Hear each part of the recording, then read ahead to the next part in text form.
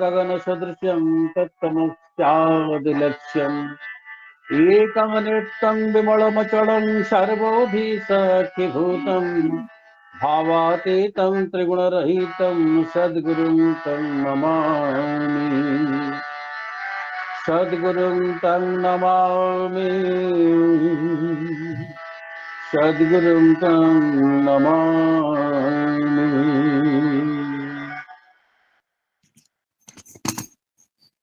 जय गुरु। जय गुरु। संकदिन प्रदान कले हमर सद्या पदिन मास श्रीमती पदिन महापात्र और सद्गुरु वंदना कले हमर स्वामी भवानीदास ठाकुर सबरत भगवान शंकर सरस्वती भगवंकर शंकर परिवार समस्त सर्वदा मंगल पई ठाकुर को श्री चरण प्रार्थना। जय गुरु। जय गुरु। वर्तमान आम समूह 2 मिनट नाम जप करवा और नाम समय आरंभ होला।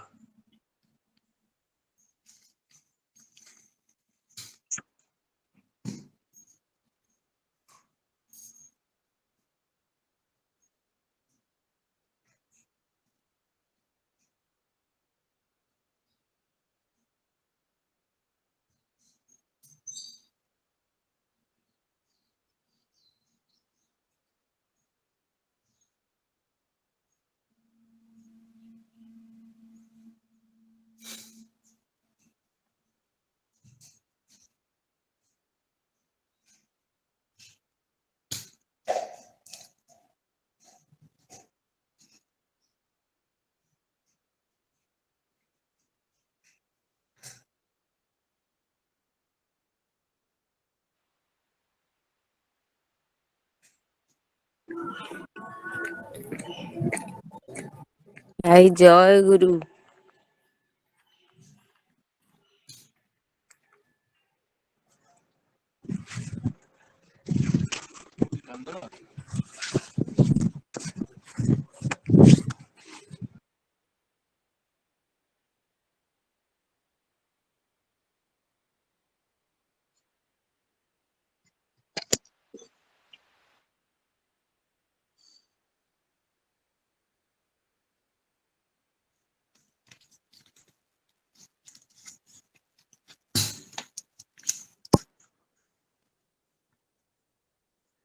जय गुरु समस्त जय गुरु।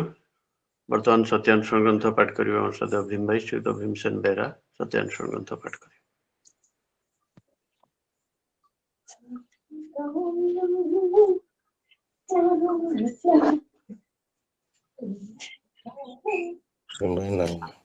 दादा मैं पढ़ दूची सत्यानुष्ठान ग्रंथ पाठ करिवे हमर सदा जय गुरु पढ़ंते।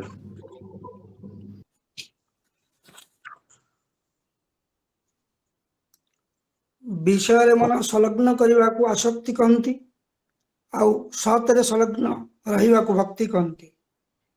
प्रेम भक्तिर ही क्रमोन्नति भक्तिर गाढ़त्व ही प्रेम। अहंकार जेउठी जेते पतला भक्तिर स्थान सेठारे सेते बेसी। भक्ति भिन्न साधनार सफल हेबार उपाय केउठी। भक्ति ही सिद्धि आनी देई पारे। विश्वास जेपरी अंध हुए नहीं भक्ति मध्य सेपरी मूढ़ हुए नहीं। भक्ति रे कस्मिन काले कौनसी प्रकार दुर्बलता नहीं। क्लेवत्व दुर्बलता अनेक समय भक्तिर खड़पा पिंधि छिटा हुए ताठारु सावधान हो। दादा जय गुरु। जय गुरु। सत्यानुष्ठान ग्रंथ पाठ कले हमर सदा भीम भाई श्री भीमसेन बेरा परिवार समस्त सार्विक मंगल पई ठाकुर को श्री चरण प्रार्थना। जय गुरु। वर्तमान नारायण ग्रंथ पाठ करिवे हमर स्वामी अन्नपूर्णा मां श्रीमती अन्नपूर्णा महंती नारायण ग्रंथ पाठ करिवे। जय गुरु। जय गुरु। जय गुरु। जय गुरु। प्रेममय श्री श्री ठाकुर नारायण नीति ग्रंथ पाठ। अनुलोम रे पुण्य प्रतिलोम रे पाप। अनुलोम जीवन और बुद्धि को क्रमान्वयन अधीर करे बोली ताहा धर्म और पुण्यर प्रसविता। आउ प्रतिलोम संसर्ग जातिर वंशानुक्रमिक अर्जित अभिज्ञता और व्यक्तित्वर अपघात घटाई दीनत्वरे संवर्धित और परिचालित करी मुक्त करे बोली ताहा अधर्म हीनता और पापर ही जननी। ओम शांति सुस्ति सुस्ति वाणी संख्या 100। दादा जय गुरु। जय गुरु। जय गुरु।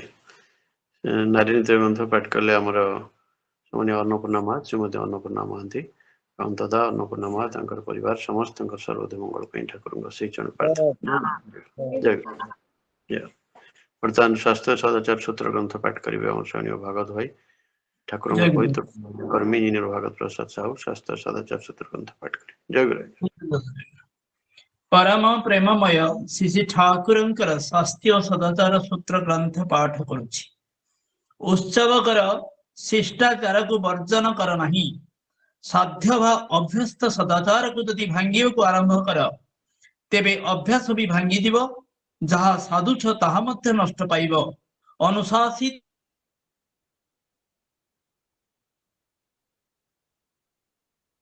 व्यक्तित्व विधिविनी धृतीय प्रकट होती ईश्वर विधाता बले। जय गुरु। स्वास्थ्य सदाचार सूत्र ग्रंथ पाठ कले ଆମର ସ୍ୱୟଂ ଭାଗବତ ଭାଇ ଠାକୁରଙ୍କ ପବିତ୍ର ପାଞ୍ଚ କର୍ମୀ ସୁତ ଭାଗବତ ଇଞ୍ଜିନିୟର ଭାଗବତ ପ୍ରସାଦ ସାହୁ ସ୍ୱାସ୍ଥ୍ୟ ସଦାଚାର ସୂତ୍ର ଗ୍ରନ୍ଥ ପାଠ କଲେ ତାଙ୍କର ତାଙ୍କ ପରିବାର ସମସ୍ତଙ୍କର ସାର୍ବିକ ମଙ୍ଗଳ ପାଇଁ ଠାକୁରଙ୍କ ସେଇ ଚରଣରେ ପ୍ରାର୍ଥନା। ଜୟ ଗୁରୁ। ଜୟ ଗୁରୁ। जय ବର୍ତ୍ତମାନ ଆମେ ଭଜନ ଆରମ୍ଭ କରିବା। ପ୍ରଥମ ଭଜନ ପରିବେଷଣ କରିବେ ଆମର ସ୍ୱାମୀ ଭବାନୀ ଭାଇ ଠାକୁରଙ୍କ ସପ୍ରତିନିଧି ଶ୍ରୀଯୁକ୍ତ ଭବାନୀ ଶଙ୍କର ଶତପଥୀ। ଦ୍ୱିତୀୟ ଭଜନ ପରିବେଷଣ କରିବେ ଆମର ଶ୍ରଦ୍ଧା ବିଷ୍ଣୁ ଭାଇ ଶ୍ରୀଯୁକ୍ତ ବିଷ୍ଣୁ ଚରଣ ପରିଡ଼ା। ତୃତୀୟ ଭଜନ ପରିବେଷଣ କରିବେ ଆମର ଶ୍ରଦ୍ଧା ସମ୍ବିତା ମା ଶ୍ରୀ ସମ୍ବିତା ସାହୁ। ଚତୁର୍ଥ ଭଜନ ପରିବେଷଣ କରିବେ ଆମର ଶ୍ରଦ୍ଧା ତିଳୋତ୍ତମ ମା ଶ୍ରୀମତୀ ତିଳୋତ୍ତମ ସେଠୀ। ଆଉ ପଞ୍ଚମ ଭଜନ ପରିବେଷଣ କରିବେ ଆମର ଶ୍ରଦ୍ଧା ମିନୁ ମା ଶ୍ରୀମତୀ ପ୍ରଜ୍ଞା ପରମିତା ପରିଡ଼ା। ବର୍ତ୍ତମାନ ଅନୁରୋଧ କରୁଛି ଆମର ବିଷ୍ଟ କଣ୍ଠଶିଳ୍ପୀ ଆମର ସ୍ୱାମୀ ଭବାନୀ ଭାଇ ଠାକୁରଙ୍କ ସପ୍ରତିନିଧି ଶ୍ରୀଯୁକ୍ତ ଭବାନୀ ଶଙ୍କର ଶତପଥୀ ପ୍ରଥମ ଭଜନ ପରିବେଷଣ କରିବେ। ଭାଇ ଜୟ ଗୁରୁ। ସମସ୍ତଙ୍କୁ ଏ ପାଠ ସତ୍ସଙ୍ଗରେ ମୋର ଆନନ୍ଦ ଜୟ ଗୁରୁ। ପରମ ପୂଜ୍ୟ ପାଶି ଶ୍ରୀ ରାଧାଙ୍କ ବିରଚିତ ଏହି ସୁନ୍ଦର ଭଜନଟି ପରିବେଷଣ କରିବା ପାଇଁ ଚେଷ୍ଟା କରୁଛି।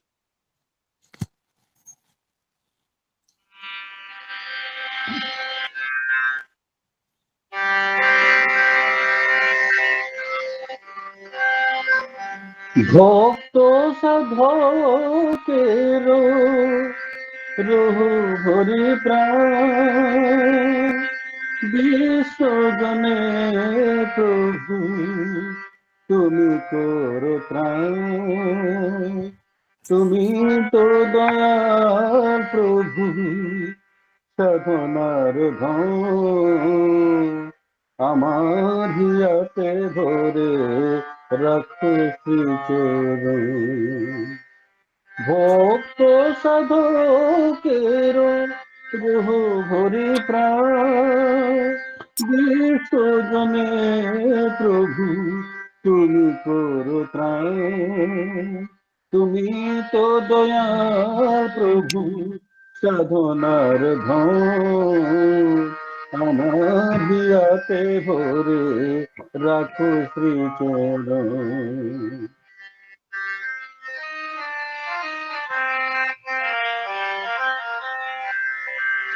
শয়নে স্বপনে যেন তোমারই পায় জাগ্রত হয়ে করি তব সাধনা।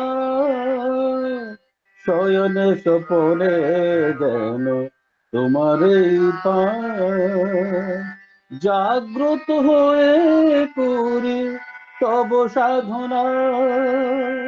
বাঞ্ছিত বিভু তুমি সদা অনুক্ষণ বাঞ্ছিত বিভু তুমি সদা অনুক্ষণ নিয়ত ভরিয়াতে কো আমারি নয়ন।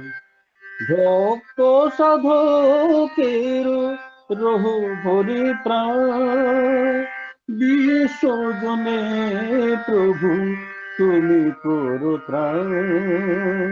তুমি তো দয়াল প্রভু সাধনার ধন আমার হিয়াতে ভরে রাখো শ্রীচরণ।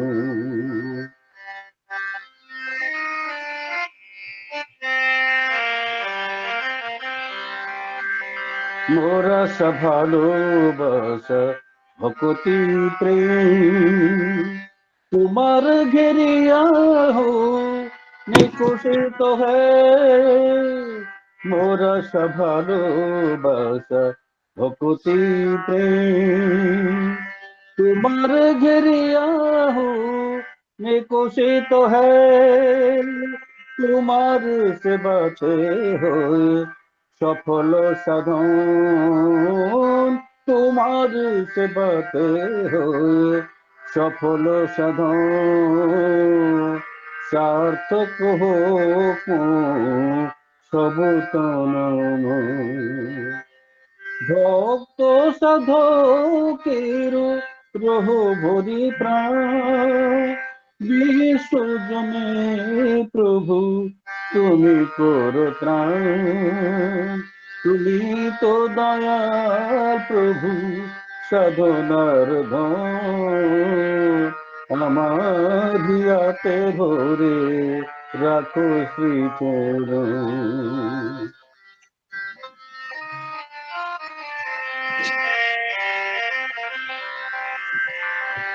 লীলাময় প্রভু চিরদয়াময়, তোমার প্রসাদে হয়ে মোরা নির্ভয়।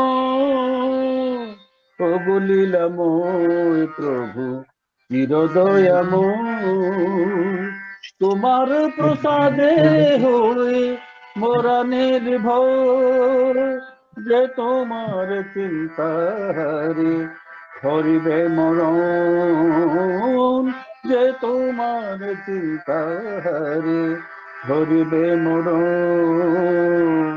তোমার আশিসে হো সফল জীবন, ভক্ত সাধকের রহ ভরি প্রাণ। বিশ্বজনে প্রভু তুমি করো ত্রাণ, তুমি তো দয়াল প্রভু সাধনার ধন, আমার হিয়াতে ভরে রাখো শ্রীচরণ। ভক্ত সাধকের রহ ভরি প্রাণ, বিশ্বজনে প্রভু তুমি করো ত্রাণ। তুমি তো দয়াল প্রভু সাধনার ধন, আমার হিয়াতে ভরে রাখো শ্রীচরণ। ভক্ত সাধকের রহ ভরি প্রাণ।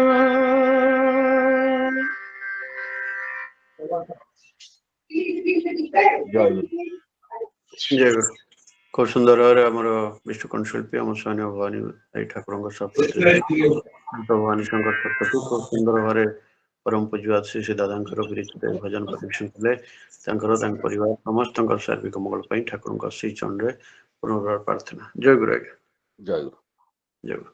ବର୍ତ୍ତମାନ ପରବର୍ତ୍ତୀ ଭଜନ ପରିବେଷଣ କରିବେ ଆମର ଅନ୍ୟତମ ବିଷ୍ଣୁକଣ୍ଠ ଶିଳ୍ପୀ ଆମର ଶ୍ରଦ୍ଧା ବିଷ୍ଣୁ ଭାଇ ଶ୍ରୀଯୁକ୍ତ ବିଷ୍ଣୁ ଚରଣ ପରିଡ଼ା ପରବର୍ତ୍ତୀ ଭଜନ ପରିବେଷଣ। ଜୟ ଗୁରୁ। করুণাময়ী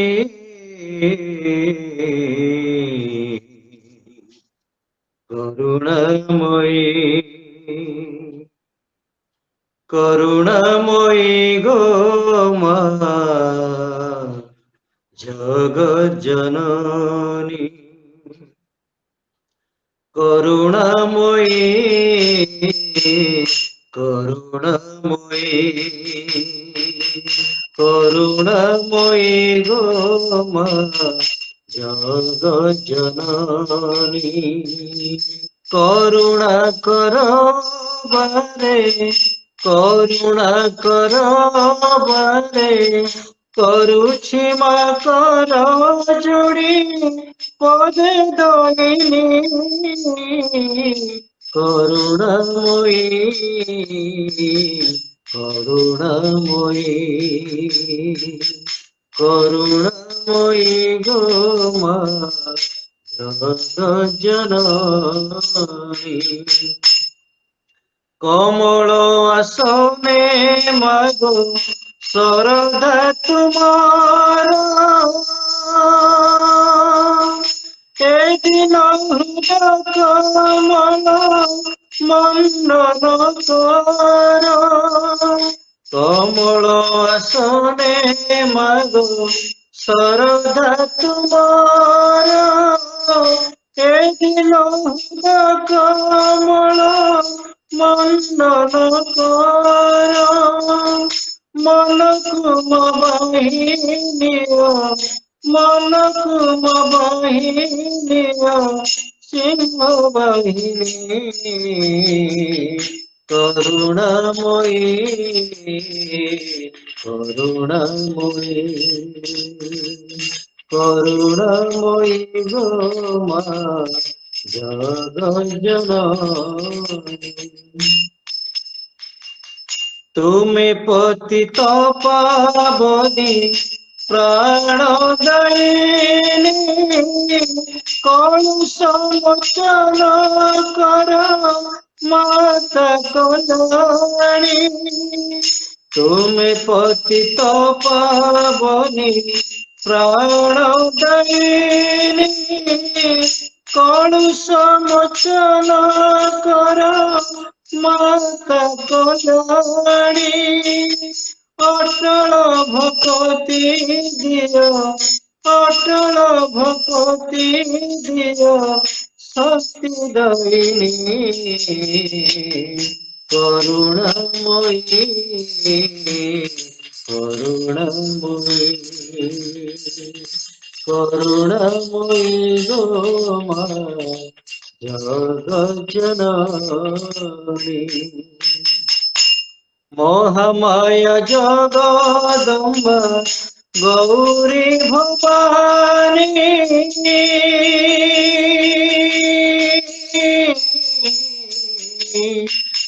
মহামায়া জগদম্বা গৌরী ভবানী সংকট তারিণী ভব ভয় হরিণী মহামায়া জগদম্বা গৌরী ভবানী সংকট তারিণী ভব ভয় হরিণী চরণে শরণ দিও চরণে শরণ দিও শান্তি দায়িনী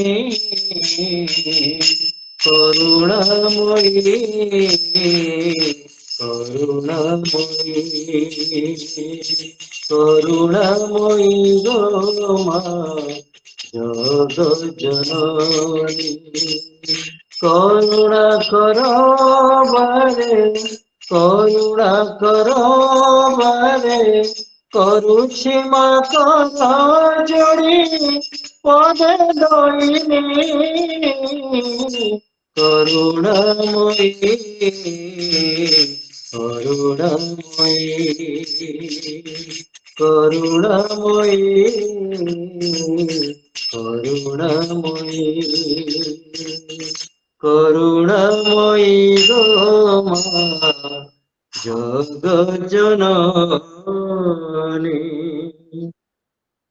দাদা জয় গুরু উপস্থিত সমস্ত জয় গুরু জয় গুরু। খুব সুন্দর ভাবে আমার বিষ্ণু কণ্ঠশিল্পী আমার শ্রদ্ধেয় ବିଷ୍ଣୁ ଭାଇ ଶ୍ରୀଯୁକ୍ତ ବିଷ୍ଣୁଚରଣ ପରିଡ଼ା ଖୁବ ସୁନ୍ଦର ଭାବରେ ଏ ଭଜନ ପରିବେଷଣ କଲେ। ତାଙ୍କର ତାଙ୍କ ପରିବାର ସମସ୍ତଙ୍କର ସାର୍ବିକ ମଙ୍ଗଳ ପାଇଁ ଠାକୁରଙ୍କ ଶ୍ରୀଚରଣ ପ୍ରାର୍ଥନା। ଜୟ ଗୁରୁ। ବର୍ତ୍ତମାନ ପରବର୍ତ୍ତୀ ଭଜନ ପରିବେଷଣ କରିବେ ଆମର ଅନ୍ୟତମ ବିଷ୍ଣୁ କଣ୍ଠଶିଳ୍ପୀ ଆମର ଶ୍ରଦ୍ଧା ସମ୍ବିତା ମା ସୁଶ୍ରୀ ସମ୍ବିତା ସାହୁ ପରବର୍ତ୍ତୀ ଭଜନ ପରିବେଷଣ କରିବେ। ଜୟ ଗୁରୁ ଦାଦା। ଜୟ ଗୁରୁ।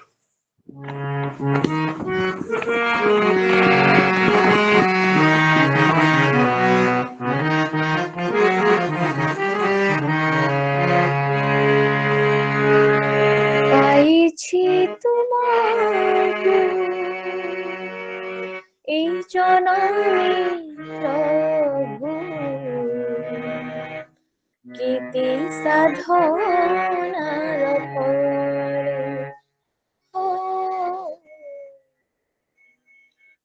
গীতি সাধনার পরে দিছ আশ্রয় হৃদয়ময় তোমারি চরণ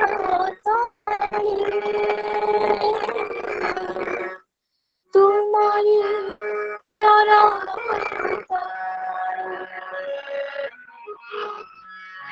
পাইছি তোমার এই জনমে প্রভু কেতে সাধনার ফলে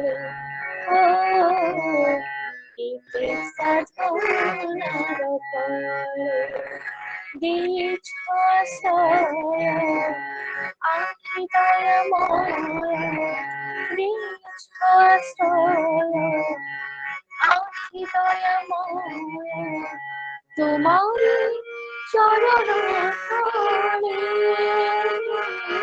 তোমারি চরণ তলে আছি তোমার জনমে প্রভু এতে সাধনার ফলে কেতে সাধনার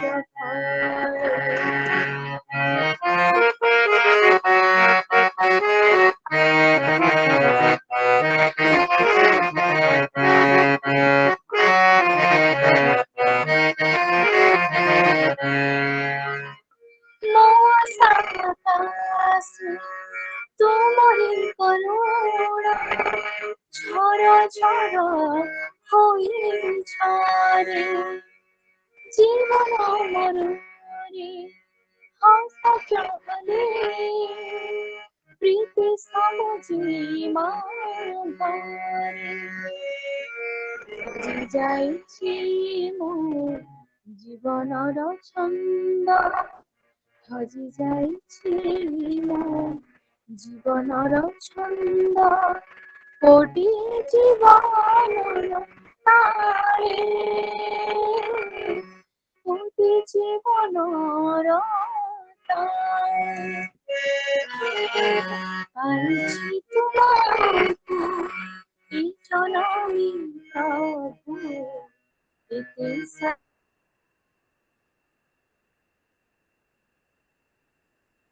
কেতে সাধনার ফলে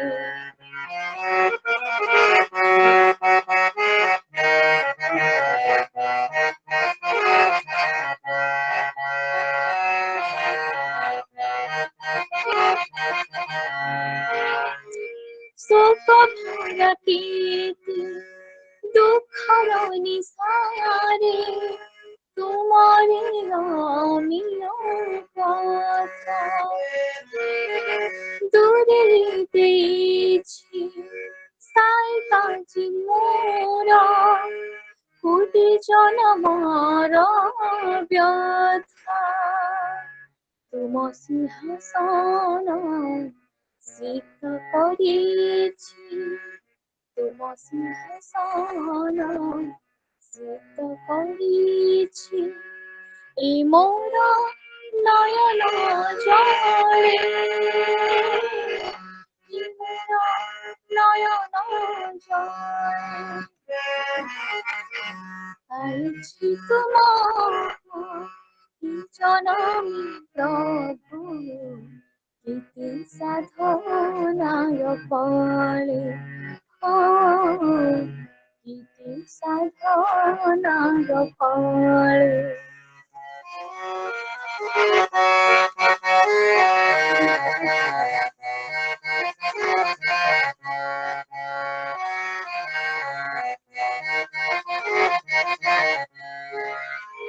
জীবন দিবতা জীবনে ভরিছ মমতার ঘন ছাই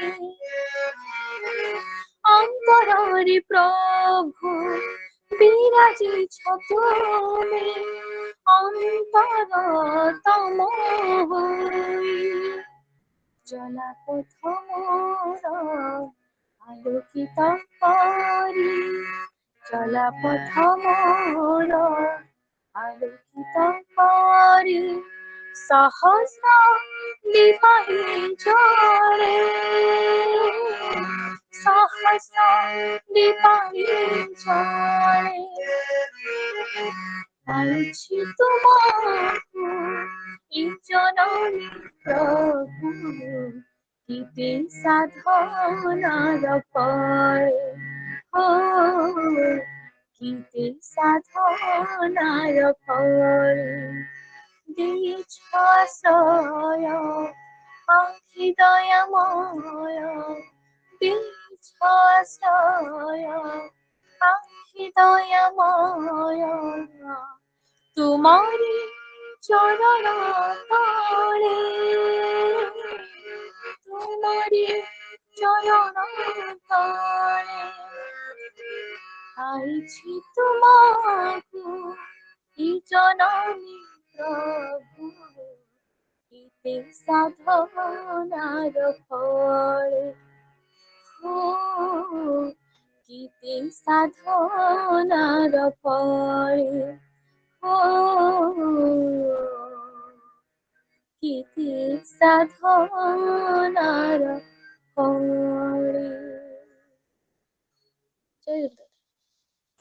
জয় গুরু। খুব সুন্দর সমুদ্র সলিত কণ্ঠেরে আমার অভিষ্ট কণ্ঠশিল্পী আমার শ্রদ্ধেୟ ସମ୍ବିତ ମା ସୁଶ୍ରୀ ସମିତା ସାହୁ ଖୁବ ସୁନ୍ଦର ଭାବେ ଆମର ଶୁଣିବା ଦୈନିକ ଭାଇ ତାଙ୍କର ପିତୃଦେବ ଦୈନିକ ସାହୁ ଠାକୁରଙ୍କର ପବିତ୍ର ପାଞ୍ଜାଧାରୀ କର୍ମୀ ତାଙ୍କର ହାରମୋନିୟମ ସହାୟତାରେ ଖୁବ ସୁନ୍ଦର ଭାବେ ଭଜନ ପରିବେଷଣ କଲେ।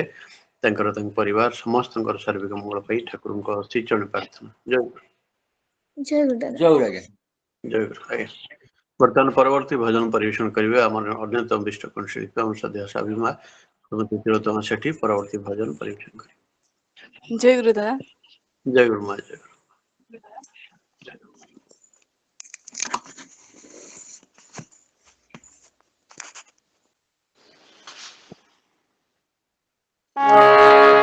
ଉପସ୍ଥିତ ସମସ୍ତଙ୍କୁ ମୋର ଜୟ ଗୁରୁ।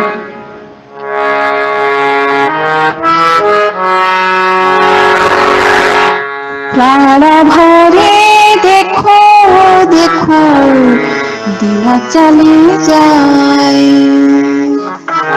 প্রাণ ভরে দেখো দেখো দিন চালি যায়, সুন্দর বিশ্বভুবন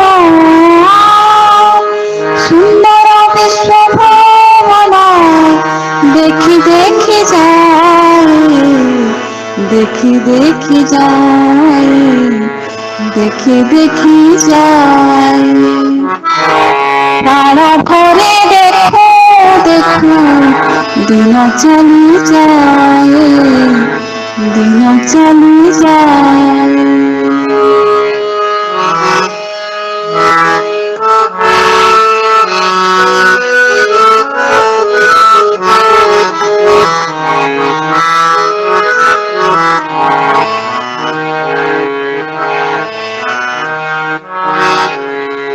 বহু জন্ম পরে যেবে তোমাকে পাইলে, পাও পাও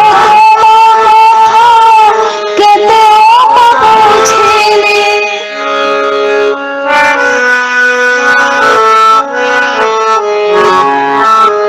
বহু জন্ম পরে যেবে তোমাকে পাইলে, পাও পাও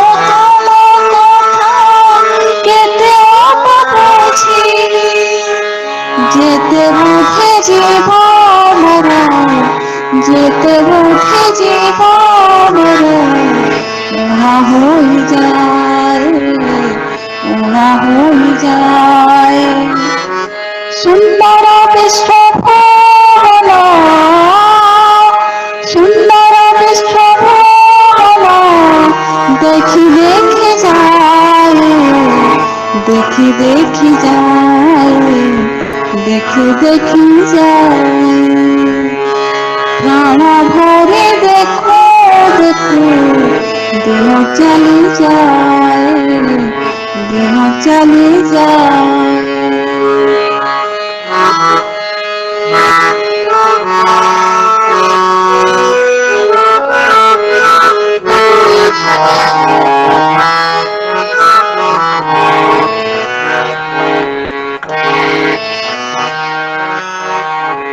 যাহা বিদেইছ প্রভু বহু মূল্যবান দেহ অতিথি କିଛି କଲା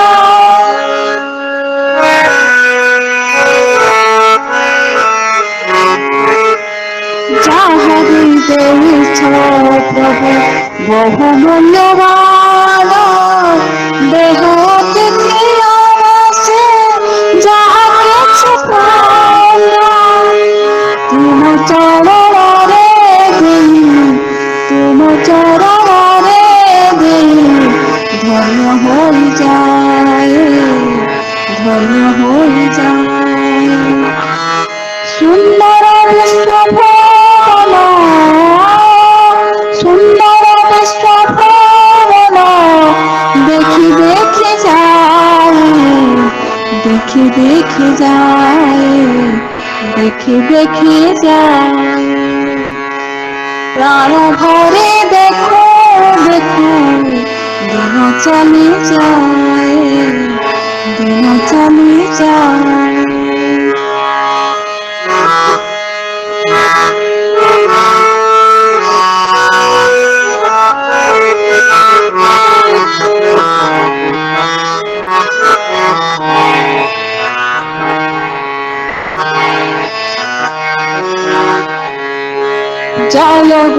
জয় গুরু শুভেচ্ছা দিগ সে সুরে বাজি জগত বিহঙ্গ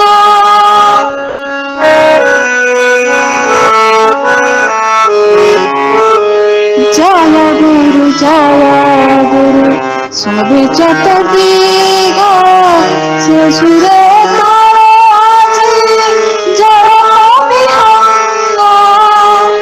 সতনাম গাই গাই সতনাম গাই গাই দিন পথে ধাই দিন পথে ধাই সুন্দর বিশ্বভুবন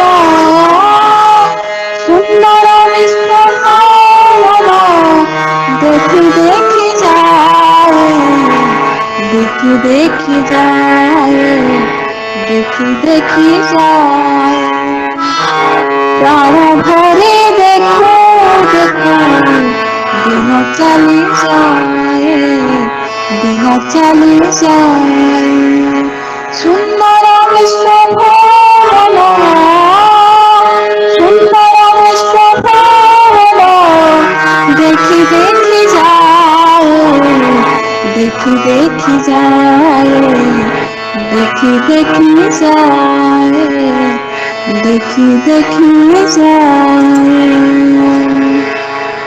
জয় গুরু ম্যাডাম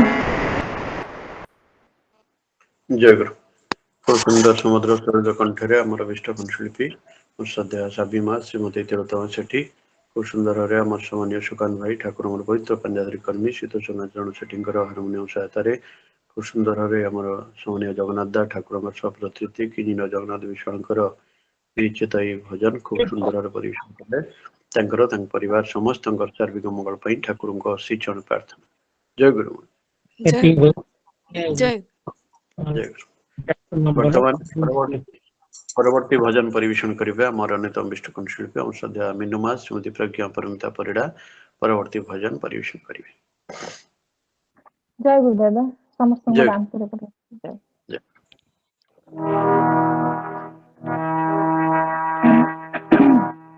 ବନ୍ଦନା କର ରେ ମନ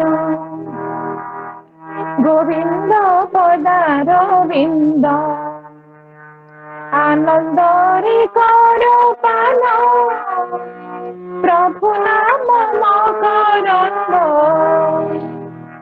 ବନ୍ଦନା କର ରେ ମନ ଗୋବିନ୍ଦ ପଦାର ବିନ୍ଦ ଆନନ୍ଦରେ କର ପାନ ପ୍ରଭୁ ନାମ ମକରନ୍ଦ ବନ୍ଦନା କର ରେ ମନ বন্দনা কর রে মন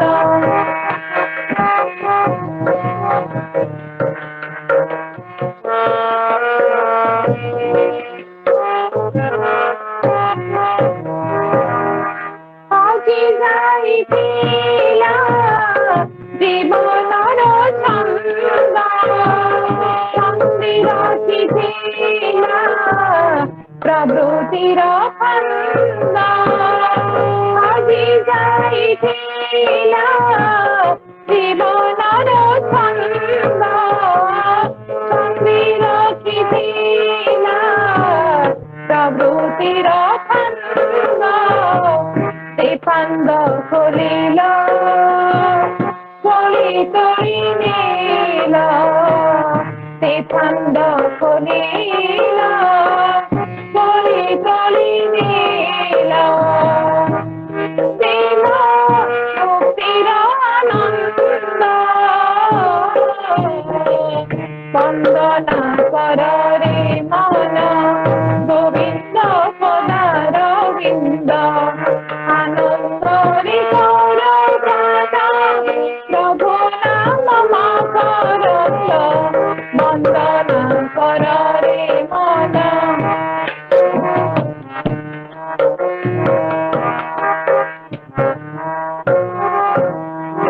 मानसी मन्दिर ହୋଇଥିଲା ରୋଷ ଆଖି ଥିଲେ ମୁରେ ମାନସୀ ମନ୍ଦିର ହୋଇଥିଲା ରୋଷ ଆଖି ଥିଲେ ମୁରେ ଦେଲ ଜ୍ଞାନ ଜନ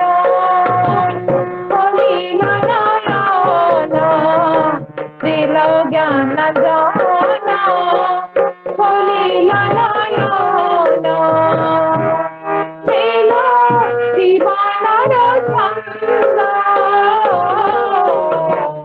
वन्दना कर रे मन गोविन्द पदारविन्द आनन्द रे कर मान प्रभु नाम मकरन्द वन्दना कर रे मन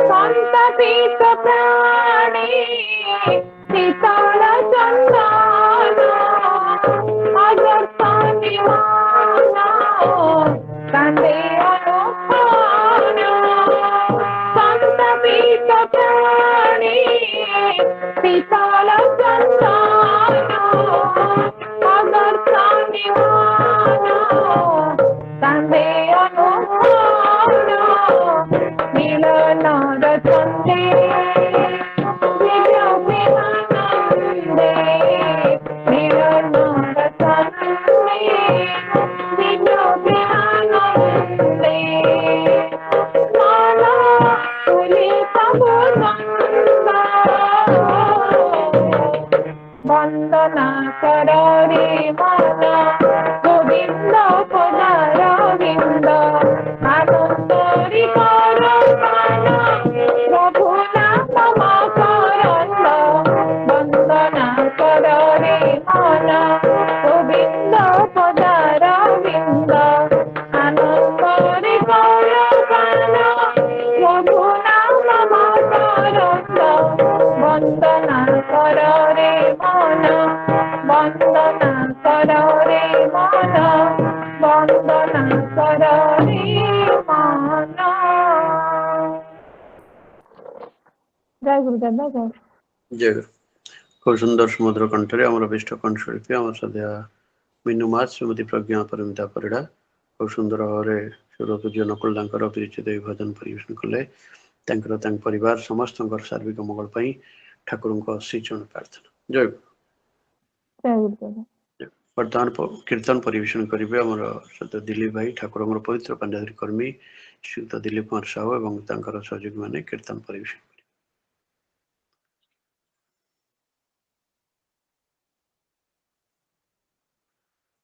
अथर अनुरोध कर बर्तमान कीर्तन परिवेशन करेंगे आम सद्य दिलीप भाई ठाकुर पवित्र पांडाधरी कर्मी श्रीयुक्त दिलीप कुमार साहू और सहयोगी मैंने जय गुरु जय गुरु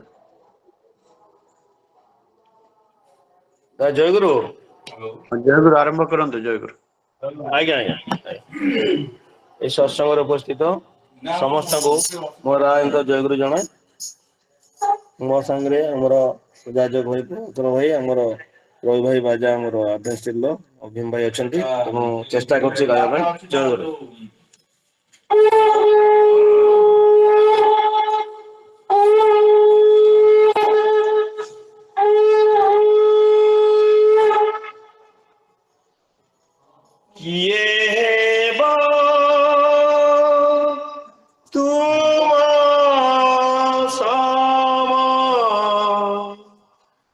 भावी हुए अथया ये तुम्हें पिया ये तुम्हें प्रिया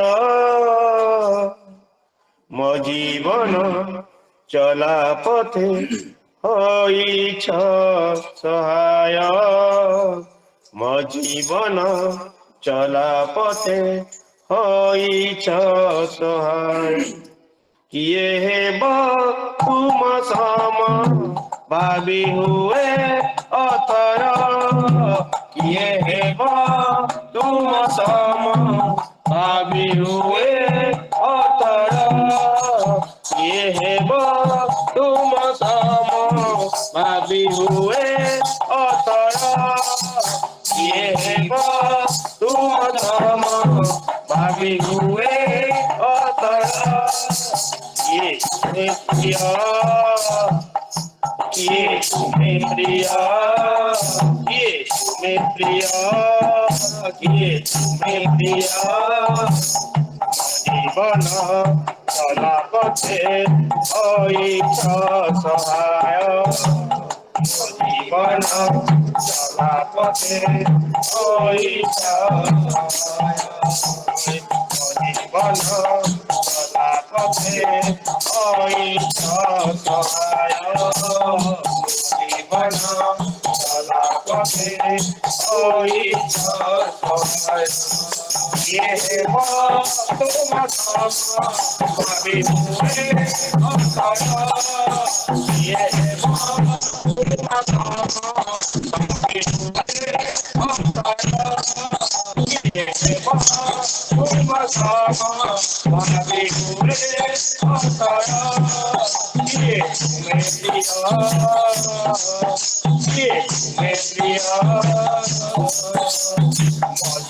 चला पथे होइछ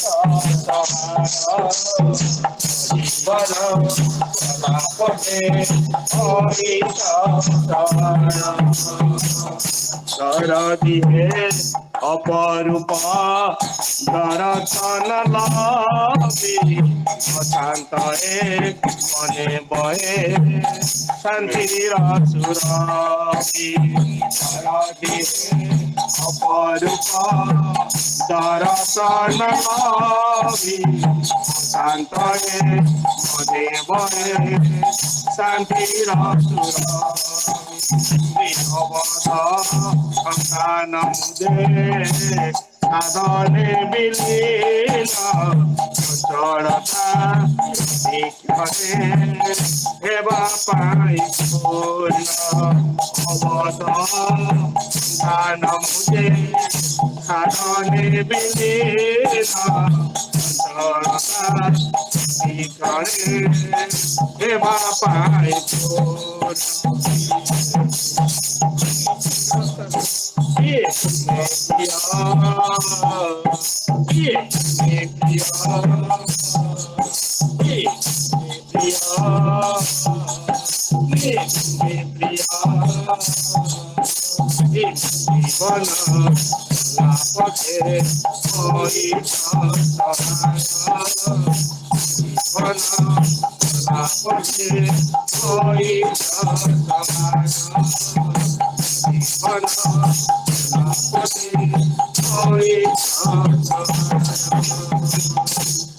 चिर साथी आपणार सदा हुआ चिर साथी आपणार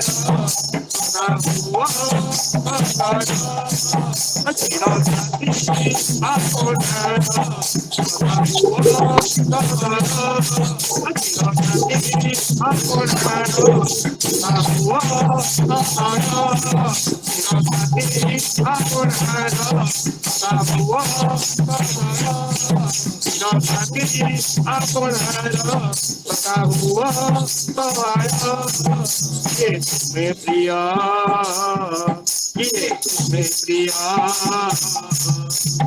जीवन चला पथे सहाय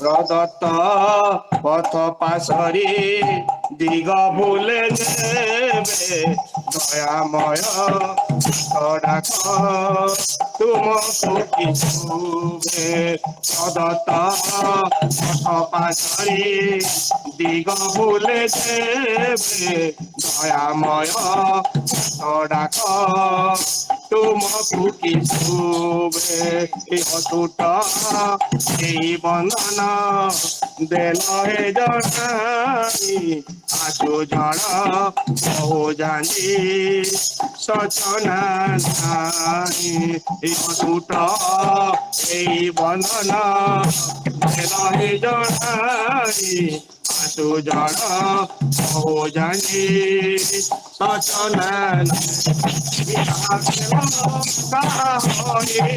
মরণাতি সফল রাহিল মরণাতি সবল রাহিল মরণাতি সবল রাহিল মরণাতি সবল রাহিল মরণাতি সবল রাহিল মরণাতি সবল রাহিল মরণাতি সবল রাহিল মরণাতি সবল ये तुम्हें प्रिया ये तुम्हें प्रिया मो जीवन चला पथे सहाय मो जीवन चला पथे सहाय मो जीवन चला पथे सहाय मिसे अजी तुम मायारे मुझे प्रभुतिर पथ देशे निज छाई खसे मिसे अजी तुम मायारे मुझे प्रभुतिर पथ देशे निज छाई खसे भक्त सार दिन सता जार परिचय मेलवाणी दयाल गोसाई भक्त सार दिन सता जार परिचय मेलवाणी दयाल गोसाई छंद अवसत संतय छंद अवसत संतय नहीं छंद अवसत संतय नहीं छंद अवसत संतय नहीं द्वंद अवसत संतय नहीं द्वंद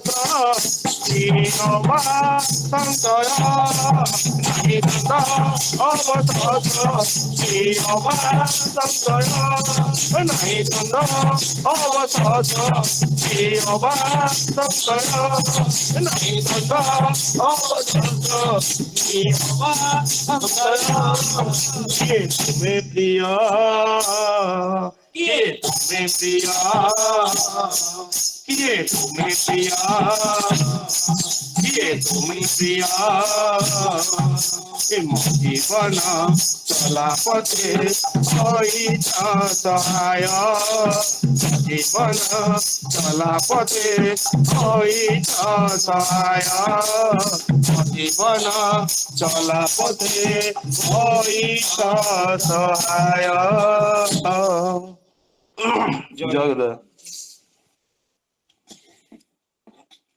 ଜୟ ଜୟଗୁରୁ।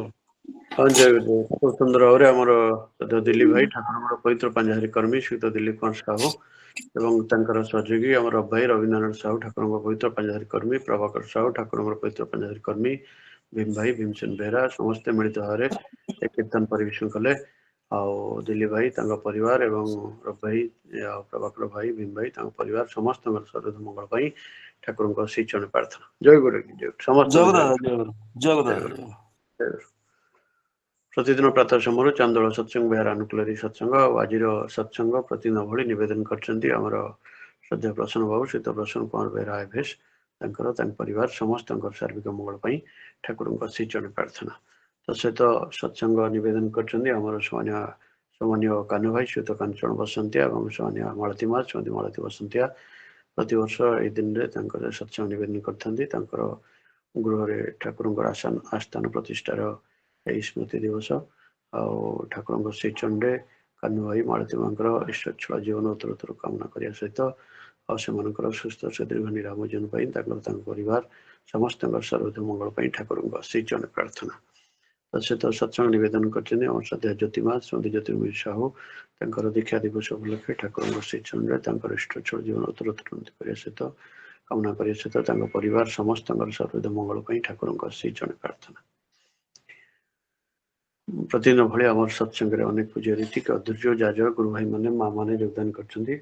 ପ୍ରତିଦିନ ଭଳି ଆମର ଠାକୁରଙ୍କ ସପ୍ରତିଥି ପୂଜ୍ୟ ସର୍ବଶ୍ରୀ ବିଜୟଭୂଷଣ ମିଶ୍ର ଆଉ Bhabani Shankar Maiti Bichitrananda Acharya Brajabandhu Behera Bhabani Shankar Satapathy doctor Naganath Swain doctor Sitakant Das doctor Sumat Kumar Mishra doctor Panchan Mishra doctor Pabitra Kumar Mekap Dibakar Swain engineer Kashinath Tripathy engineer Parag Charan Sahu engineer Sachidananda Mallick engineer Shashank Shekhar Behera engineer Sarat Kumar Das engineer Yubaraj Prasad Jagadish Chandra Sahu Kailash Chandra Behera Mamata Sahu Narottam Pradhan Nimacharan Das Pareswar Jena Prabhat Kumar Sahu Prashant Kumar Singh ଆଉ ପରଶୁରାମ ମାଣିକ ରମେଶ ଚନ୍ଦ୍ର ନାୟକ ରଘୁନାଥ ବସ୍ତିଆ ରଜନୀକାନ୍ତ ପଣ୍ଡା ରବୀନ୍ଦ୍ରନାଥ ପ୍ରଧାନ ସନ୍ତୋଷ କୁମାର ଷଡ଼ଙ୍ଗୀ ସୁଭାଷ ଚନ୍ଦ୍ର ଦାସ ତାରାକାନ୍ତ ବେହେରା ପ୍ରଫେସର ହୃଦୟନାରାୟଣ ତ୍ରିପାଠୀ ଏଭଳି ଅନେକ ପୂଜ୍ୟ ରୀତିକ ମାନେ ଯୋଗ ଦେଇଛନ୍ତି। ଆଉ ଆମ ପାଖରେ ଠାକୁରଙ୍କ କଥା ଆଜି ଆଉ ପରବର୍ତ୍ତୀ ଅବସ୍ଥାରେ ଯଦି କିଏ ଯୋଗ ଦେଇଥିବେ ହୁଏତ ମୁଁ ଦେଖିନଥାଇପାରେ। ଆଉ ଆମ ପାଖରେ ଠାକୁରଙ୍କ କଥା ଯେତେବେଳେ ଧରିବେ ଆମେ ଆଗରୁ ତାଙ୍କଠାରୁ କେତେଥର ଠାକୁରଙ୍କ କଥା ଶୁଣି ଆସିଛେ। ଜଣେ ବିଜ୍ଞ ପ୍ରେଜ୍ଞ ବ୍ୟକ୍ତିତ୍ୱ ଜଣେ ସୁଭକ୍ତା ଜଣେ ବିଷ୍ଟ ଶିକ୍ଷାବିତ୍ ଆଉ ପ୍ରତିଦିନ ସେ ଆମ ସେଇ ସତ୍ସଙ୍ଗରେ ସାମିଲ ଥାନ୍ତି। ସେ ହେଲା ଆମର ସମ୍ମାନୀୟ ଗୁରୁ ସନ୍ଧ୍ୟା ଠାକୁରଙ୍କର ସପ୍ରତିନିଧି ପ୍ରଫେସର ଉଗ୍ରସେନ ଲେଙ୍କା ବିଶେଷ ଭାବରେ ଆମର ଯାଜପୁର ଜିଲ୍ଲା ମିଝାରପୁର ଅଞ୍ଚଳରେ ନିଜ ବିଷ୍ଟ କାର୍ଯ୍ୟରେ ବହୁ ଭାବରେ ବ୍ୟାପୃତ ରଖିଛନ୍ତି। ଆଜି ଆମର ଅନୁରୋଧ ରକ୍ଷା କରି ଆମ ସହିତ ଅଛନ୍ତି ଠାକୁରଙ୍କ ତତ୍ତ୍ୱ ଧରିବେ ତାଙ୍କୁ ଅନୁରୋଧ କରିବା ଆଲୋଚନା ଆରମ୍ଭ କରିବେ ଅଧ୍ୟାପକ ଉଗ୍ରସେନ ଲେଙ୍କା ଠାକୁରଙ୍କ ସପ୍ରତିନିଧି। ଦାଦା ଜୟ ଗୁରୁ ଦାଦା।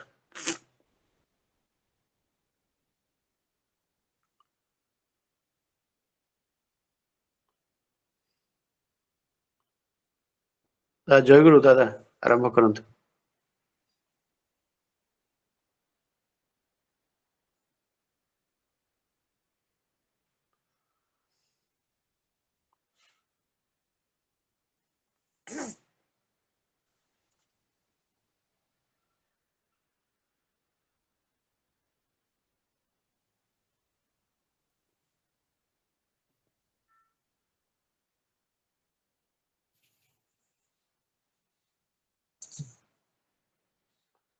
ଆଉ ଥରେ ଅନୁରୋଧ କରୁଛି ଆମର ସମ୍ମାନୀୟ ଉଗ୍ରସେନ ଠାକୁରଙ୍କ ସପ୍ରତିନିଧି ଅଧ୍ୟାପକ ଉଗ୍ରସେନ ଲେଙ୍କା ବର୍ତ୍ତମାନ ଆଲୋଚନା ଆରମ୍ଭ କରିବେ।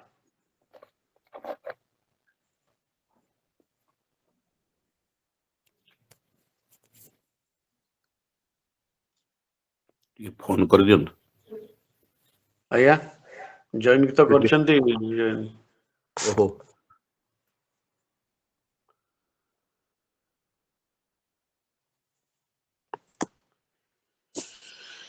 ଓହୋ କଣ କରିବ ମଣିଷ।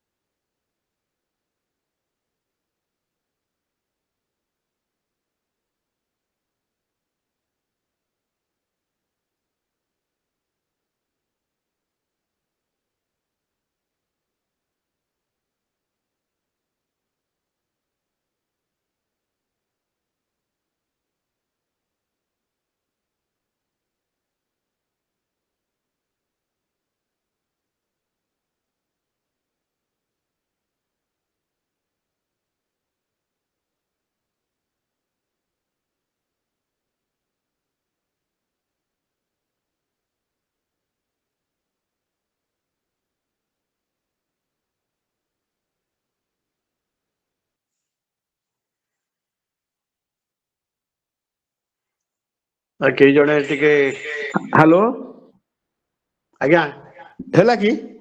ହଁ ଆଜ୍ଞା ଶୁଭୁଛି ଶୁଭୁଛି ଆଜ୍ଞା ଶୁଭୁଛି ଆଜ୍ଞା ହଁ ଜୟ ଗୁରୁ ଜୟ ଗୁରୁ ଠାକୁର ପୂଜା ହେଲେ ହେ ପ୍ରଭୁ ବନ୍ଦେ ଲୋକ ତିଳକଂ ସାତ୍ୱତ ବାର୍ତ୍ତା ବିଭୂଷଣଂ ଅମରଂ କୁଜୁଷାଣ ପ୍ରବୁଦ୍ଧ ଲୋକ ଜୀବନଂ ପ୍ରଣମ ପ୍ରମତ ଜାଗତିପନ ବନ୍ଦେ ଜୀବନ ଜୀବନ ସତ୍ପୁରୁଷଂ ପରମ ପ୍ରେମମୟ ଠାକୁର ପାଦରେ ମୋର ପ୍ରଣାମ। ଜଗତଜନ ଶ୍ରୀ ବଡ଼ବାଙ୍କ ପାଦରେ ମୋର ପ୍ରଣାମ। ଯୁଗାଚାର୍ଯ୍ୟ ଶ୍ରୀ ବର୍ଦ୍ଧା ପାଦରେ ପ୍ରଣାମ।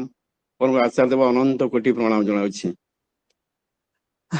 ଆଜିର ଏ ପବିତ୍ର ସତ୍ସଙ୍ଗର ପୂଜ୍ୟ ବରେଣ୍ୟ ଆମର ସମସ୍ତ ପ୍ରିୟ ଭାଜନ ତଥା ଚିର ନମସ୍ୟ ବନ୍ଦନୀୟ ପ୍ରଣୟନୀୟ ଯାହା କହିଲେ ଅତ୍ୟୁକ୍ତ ହବ ତାଙ୍କ ପାଇଁ ସେ ହେଉଛି ଆମ ଦେବେନ୍ଦ୍ର ଭାଇ। ତାଙ୍କୁ ଯଶ ସମ୍ମାନ ଜଣାଉଛି ତଥା ଠାକୁର ପବିତ୍ର ପାଞ୍ଜାଜରେ ଜଏନ କରିଥିବା ସମସ୍ତ ରୀତି ଅଧିକ ଯାଜକ କର୍ମୀ ମଣ୍ଡଳୀ ଇଷ୍ଟପନ ଗୁରୁଭର୍ତ୍ତା ମଣ୍ଡଳୀ ସ୍ନେହର ମାମାନ ଶାଶ୍ୱଜନ ସମସ୍ତଙ୍କୁ ଆଜି ମହେନ୍ଦ୍ର ବେଳାରେ ଶୁଭ ଲଗ୍ନରେ ଅମୃତମୟ ପରିବେଶରେ ମୋର ରାମଦେବ ଜୟକୁ ଯଥା ସମ୍ମାନ ଜଣାଉଛି।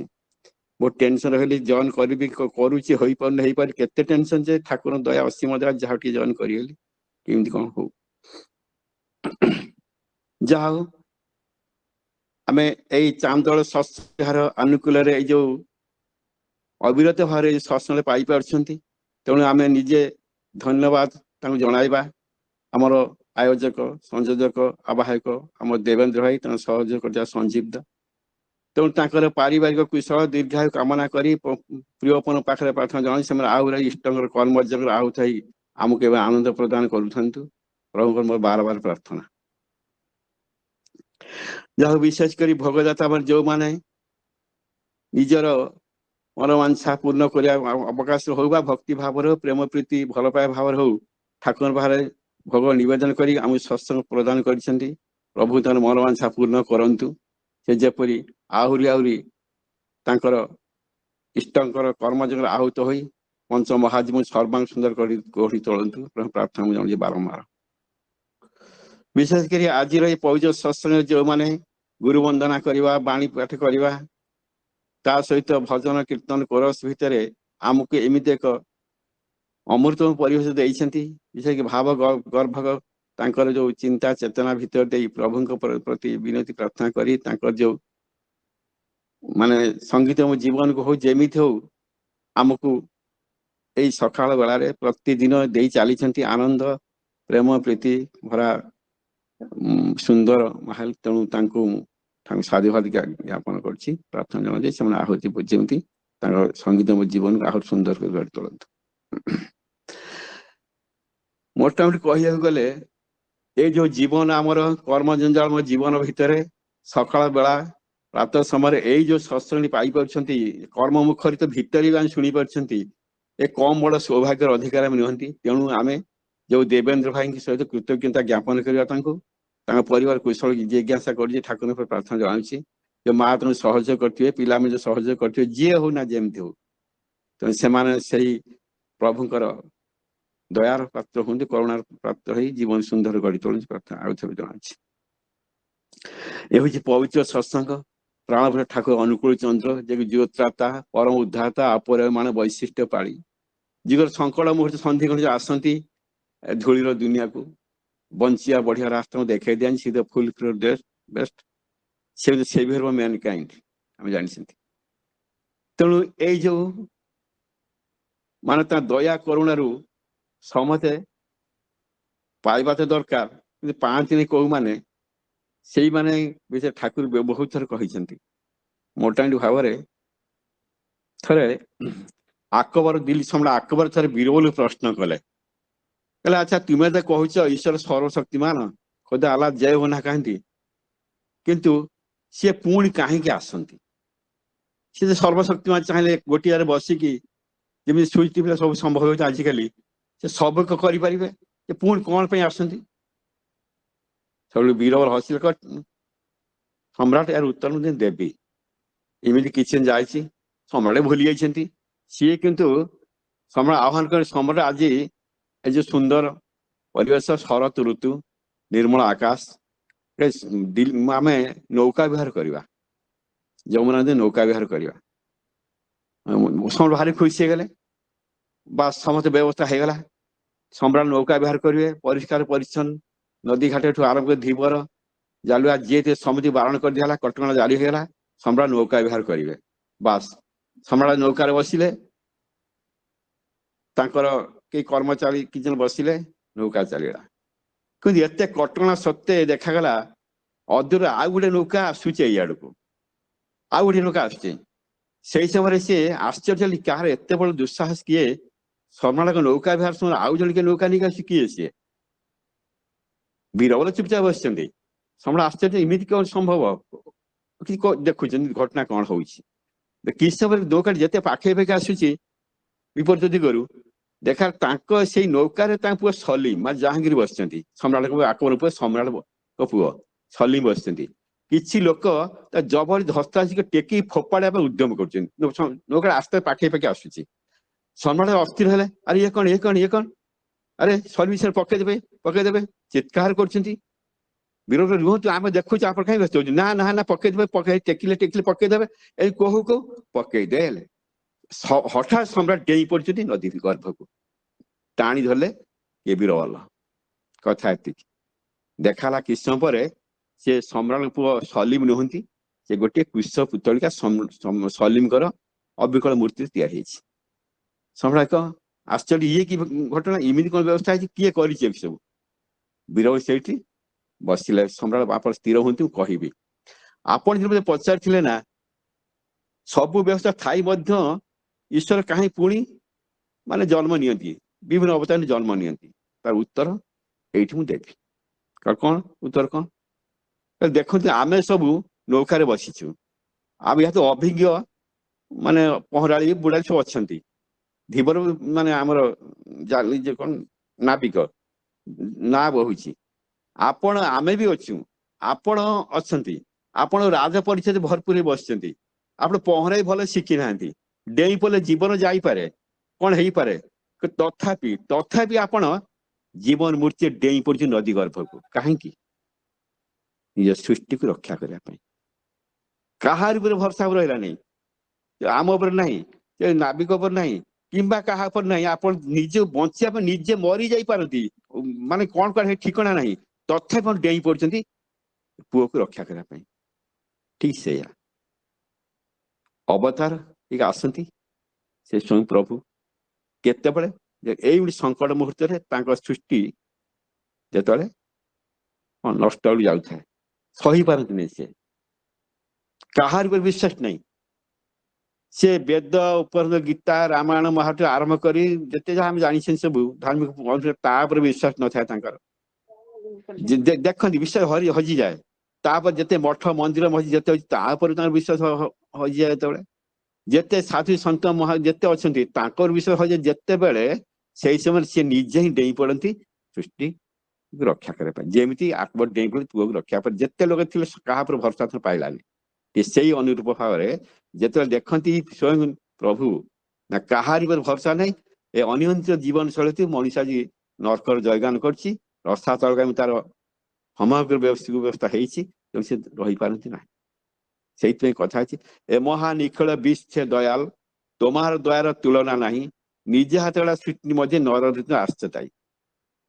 ଏ ମହା ନିଖିଳ ଯେତେ ଯାହା ସୃଷ୍ଟି ତାଙ୍କର ସର୍ଜନା ତାଙ୍କର, ଯେ ଭରସା ସେ ନିଜେ ସୃଷ୍ଟି ଜନ୍ମ ନିଅନ୍ତି।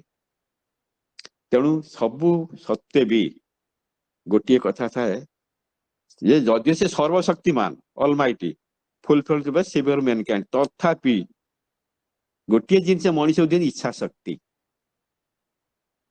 ସେ ଗୋଟିଏ ଜିନିଷ ନେଇ ମଣିଷ ଚଳେ। ସେ ଇଚ୍ଛା ଯେମିତି ସେ ହବ ସେମିତି ତାର କର୍ମ ହେଇ ଉଠିବ। ଯେମିତି ଗୋଟେ କଥା ଅଛି, ହଁ କରିବ ଫସଲ ତମାର ଯେମିତି ଉର୍ବର ଭୂମି। ଆଉ ଗୋଟେ କଥା ମୂଳରେ ଭୁଲି ଯାଉଛି, ହଁ ଈଶ୍ୱର ଇଚ୍ଛା ତେମିତି ହବ ଯେମିତି ଚାଲବେ ତୁମି। ଯଦିଓ ସର୍ବ ଶକ୍ତିମାନ ସିଏ, ଇଚ୍ଛାମୟ ସେ, ତା ଇଚ୍ଛାରେ ଦୁନିଆ ସୃଷ୍ଟି ଚାଲେ। ଗୋଟିଏ କଥା ଅଛି, ଠାକୁର କହିଛନ୍ତି ଈଶ୍ୱର ଇଚ୍ଛା ତେମିତି ହବ ଯେମିତି ଚାଲିବେ ତୁମି, ଫସଲ ତମ ତେମିତି ହବ ଯେମିତି ଉର୍ବର ଭୂମି। ଈଶ୍ୱର ଇଚ୍ଛା ସେଇଠି ହବ ଯେମିତି ତମେ ଚାଲିବ, ତମ ଚଳନି ଭିତରେ ଦେଇ ତମର ଜୀବନଟା ଚାଲିବ। ପୂର୍ବ ଜନ୍ମର କର୍ମଫଳ ଯାଚି ମୁଁ ଦେଇଥାଏ ବେଳେ ପୂର୍ବ କର୍ମଫଳ ଏ ଜନ୍ମର ସବୁ ନେଇ ଆମେ ଚାଲନ୍ତି। କେବଳ ତାଙ୍କୁ ଯିଏ ଲୟ କରି ଚାଲିଛି ଜୀବନ ସୁରକ୍ଷିତ ଚାଲିଛି। ଯେମିତି ଯେତେ ଚାଷ ଉର୍ବର ଯେତେ ଜମି ଉର୍ବର ହେଇଥିବ ଫସଲ ସୁନ୍ଦର ହେଉଠେ ସେଇ ଅନୁଭାବରେ ଇଚ୍ଛା ଶକ୍ତି ମଣିଷ ପାଖରେ ଥାଏ।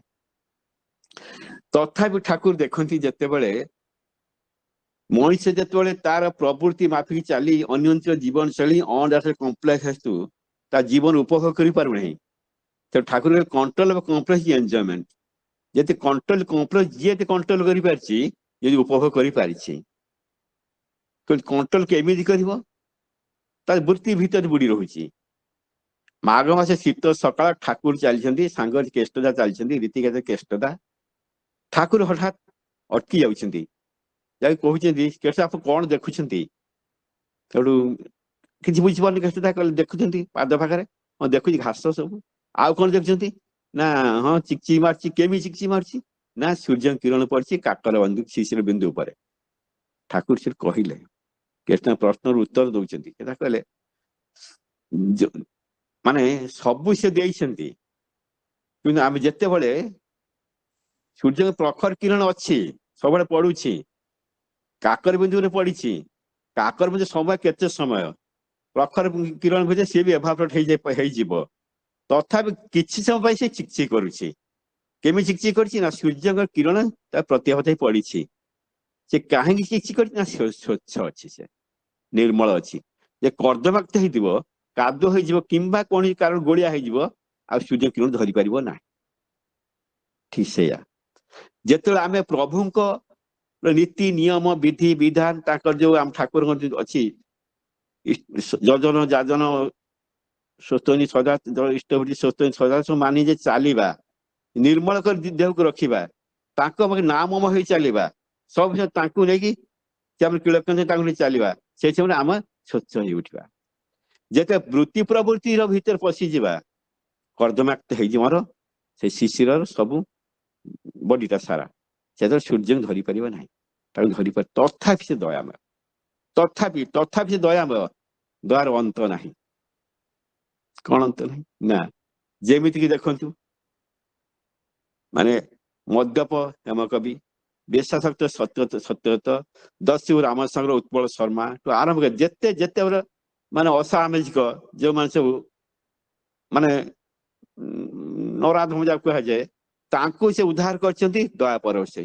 ସେ ଠାକୁର ପାଖକୁ ଯାଉଥିଲେ କାହିଁକି ନା ତାଙ୍କର ଏମିତି ଏକ ଗୁଣ ଥିଲା ଏମିତି ବୈଶିଷ୍ଟ୍ୟ ରହିଛି ଠାକୁର ଅନୁଭବ କରିପାରୁଥିଲେ ସେ ବୈଶିଷ୍ଟ୍ୟ ପାଳି ବିକୃତ ଶୁଭ ବିନାୟକ ସେ ଯାହା ଭିତରେ ବିକୃତି ଅଛି ଶୁଭରେ ରୂପ ଦେବେ ସେ। ତେଣୁ ତାଙ୍କର ସେଇଥିପାଇଁ ଏଇ ବେଶାସକ୍ତ ସତ୍ୟବ୍ରତ ହଉ ମାନେ ମଦ୍ୟ ହେମ କବି ହୁଅନ୍ତୁ ବା ତାପରେ ଉତ୍ପଳ ଶର୍ମା ରାମସ୍ୱର ଯିଏ ସମସ୍ତେ ମାନେ କଣ ପ୍ରବୃତ୍ତି ହଉଛି ବୁଡିକି ରହୁଥିଲେ ଅନିୟନ୍ତ୍ରିତ ଜୀବନ ଶୈଳୀ ତାଙ୍କୁ ମଧ୍ୟ ସେ ଉଦ୍ଧାର କରିଛନ୍ତି ଦୟା ପରଛି କାହିଁକି ତାଙ୍କ ଯେତେବେଳେ ଯୋଉ ବୈଶିଷ୍ଟ୍ୟ ଅଛି ବୈଶିଷ୍ଟ୍ୟକୁ ରୂପାନ୍ତରିତ କରିବା ପାଇଁ ଆଉ କିଛି ନାହିଁ। ଏତିକି ହଉଛି କଥା ଠାକୁରଙ୍କ। ଜଣେ ଯୁବକ ଆସି ଖୋଜୁଛି ଭଗବାନଙ୍କୁ ଖୋଜି କରି ଚାଲିଛି କୋଉଠି ଯୁବକ କୌଣସି କାରଣରେ ମତିଭ୍ରଷ୍ଟ ହେଇନାହିଁ ତା ଭିତରେ କ୍ୟୁରିଓସିଟି ଜାଗ୍ରତ ମୁଁ ଭଗବାନ ପାଇବି କୋଉଠି ଯାଉ ଦେଖିଲା ଦଳେ ଯୁବକ ସେଠି ତାସ ଖେଳୁଛନ୍ତି ଗଛ ମୂଳେ ବସି ବରଗଛ ମୂଳେ ତାକୁ ତ ଭଗବାନ ଦେଖିଛ ପଚାରିଲା ପରେ ଦେଖିଲା ଯୁବକ ରାଗି ଚିଡି ତାସରେ ମାଛ ନିଶାଗ୍ରସ୍ତ ସେମାନେ ହେଇଛନ୍ତି ହେଇ ଯା ବଡେ ଯାହା ଭଗବାନ ସେଇ ଅନୁକୂଳ ଭଗବାନ ଦେଖିବୁ ଯା ସେ ଖୁସି ହେଇକି ବିଶ୍ୱାସ କରିବା ବିଶ୍ୱାସ ମିଳେ ତର୍କ ବହୁତ ଦୂର ଯାହା ବିଶ୍ୱାସ କଲେ ସେ ଯେମାନେ ଯୋଉ ମୁହୂର୍ତ୍ତରେ କହିଛନ୍ତି ବିଶ୍ୱାସ ଭଗବାନ ଏଇଠି ଅଛନ୍ତି ତାହେଲେ ପହଞ୍ଚିଲା ହିମାଚଳ ପହଞ୍ଚିଲା ଠାକୁରଙ୍କ ପାଖରେ ପହଞ୍ଚି ପ୍ରଣାମ କଲା।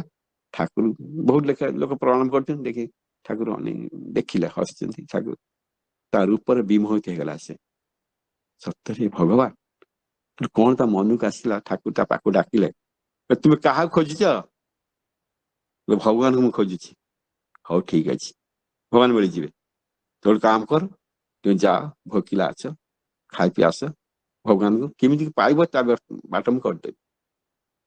ତାପରେ ସେ ତ ସୁସ୍ଥ ଖାଇ ପିଇ ସୁସ୍ଥ ହେଲା ତାକୁ ବୁଝିଲି କଣ ଦେଖିଲେ ସିଏ ଜଣେ ଜ୍ୟୋତିଷ ପାଠ ପଢିଛି ବିଦ୍ୱାନ ପିଲାଟିଏ କିନ୍ତୁ କୋଉଠି ପଥଭ୍ରଷ୍ଟ ହେଇଛି, ମୁଣ୍ଡରେ କଣ ପଶିଯାଇଛି।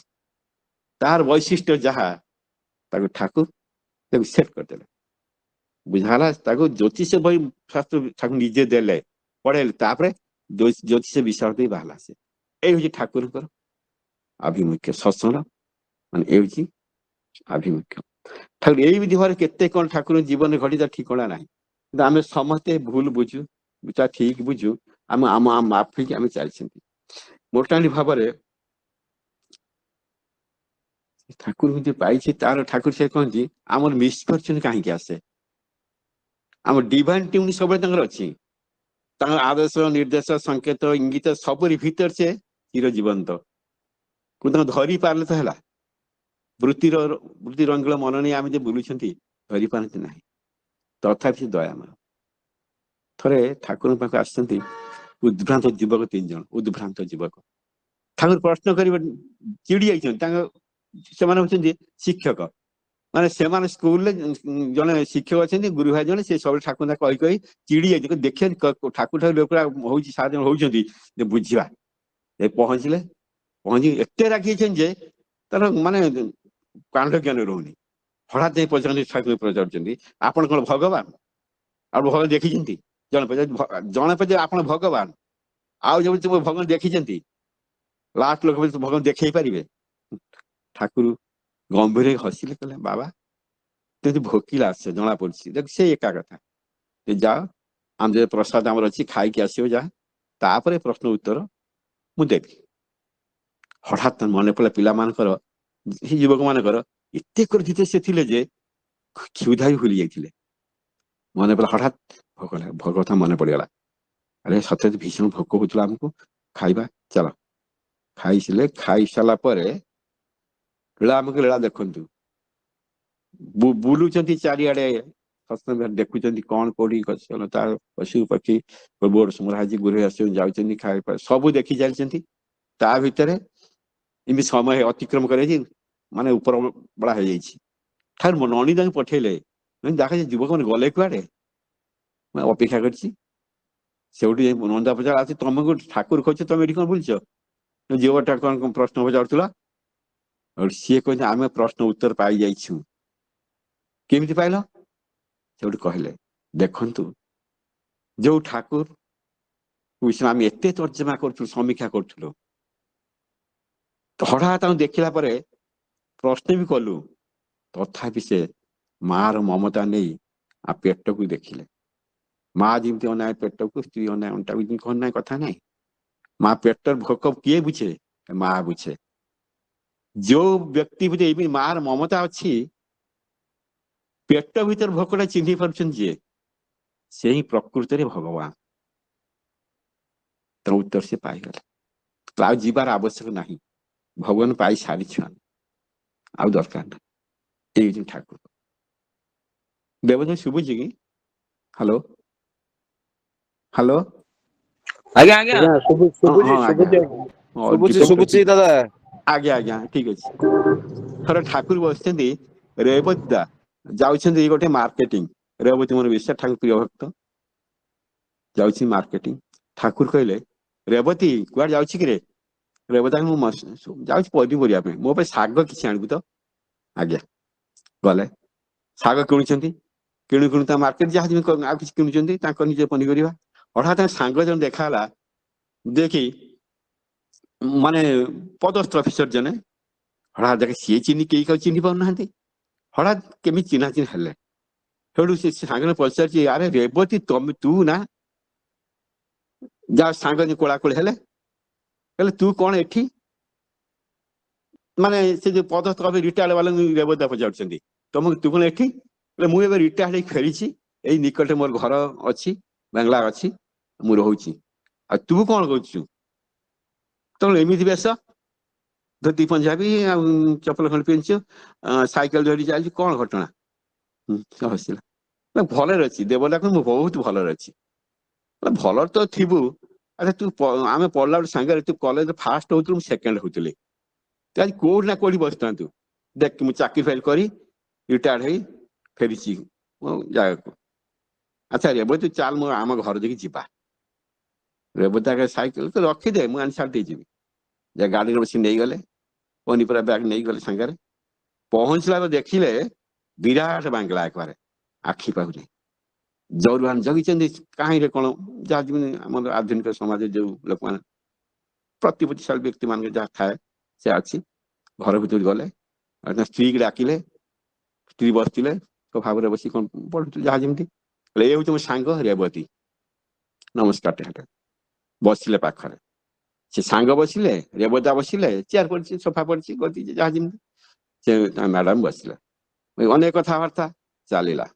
ସେଇ ତା ପିଲାମାନେ ଆସି ଯାଉଥିଲେ, ବାହାରିଲେ କୁଆଡେ ସବୁ ପୁଅ ଝିଅ ଇତ୍ୟାଦି, ସିଧା ପଳେଇଲେ।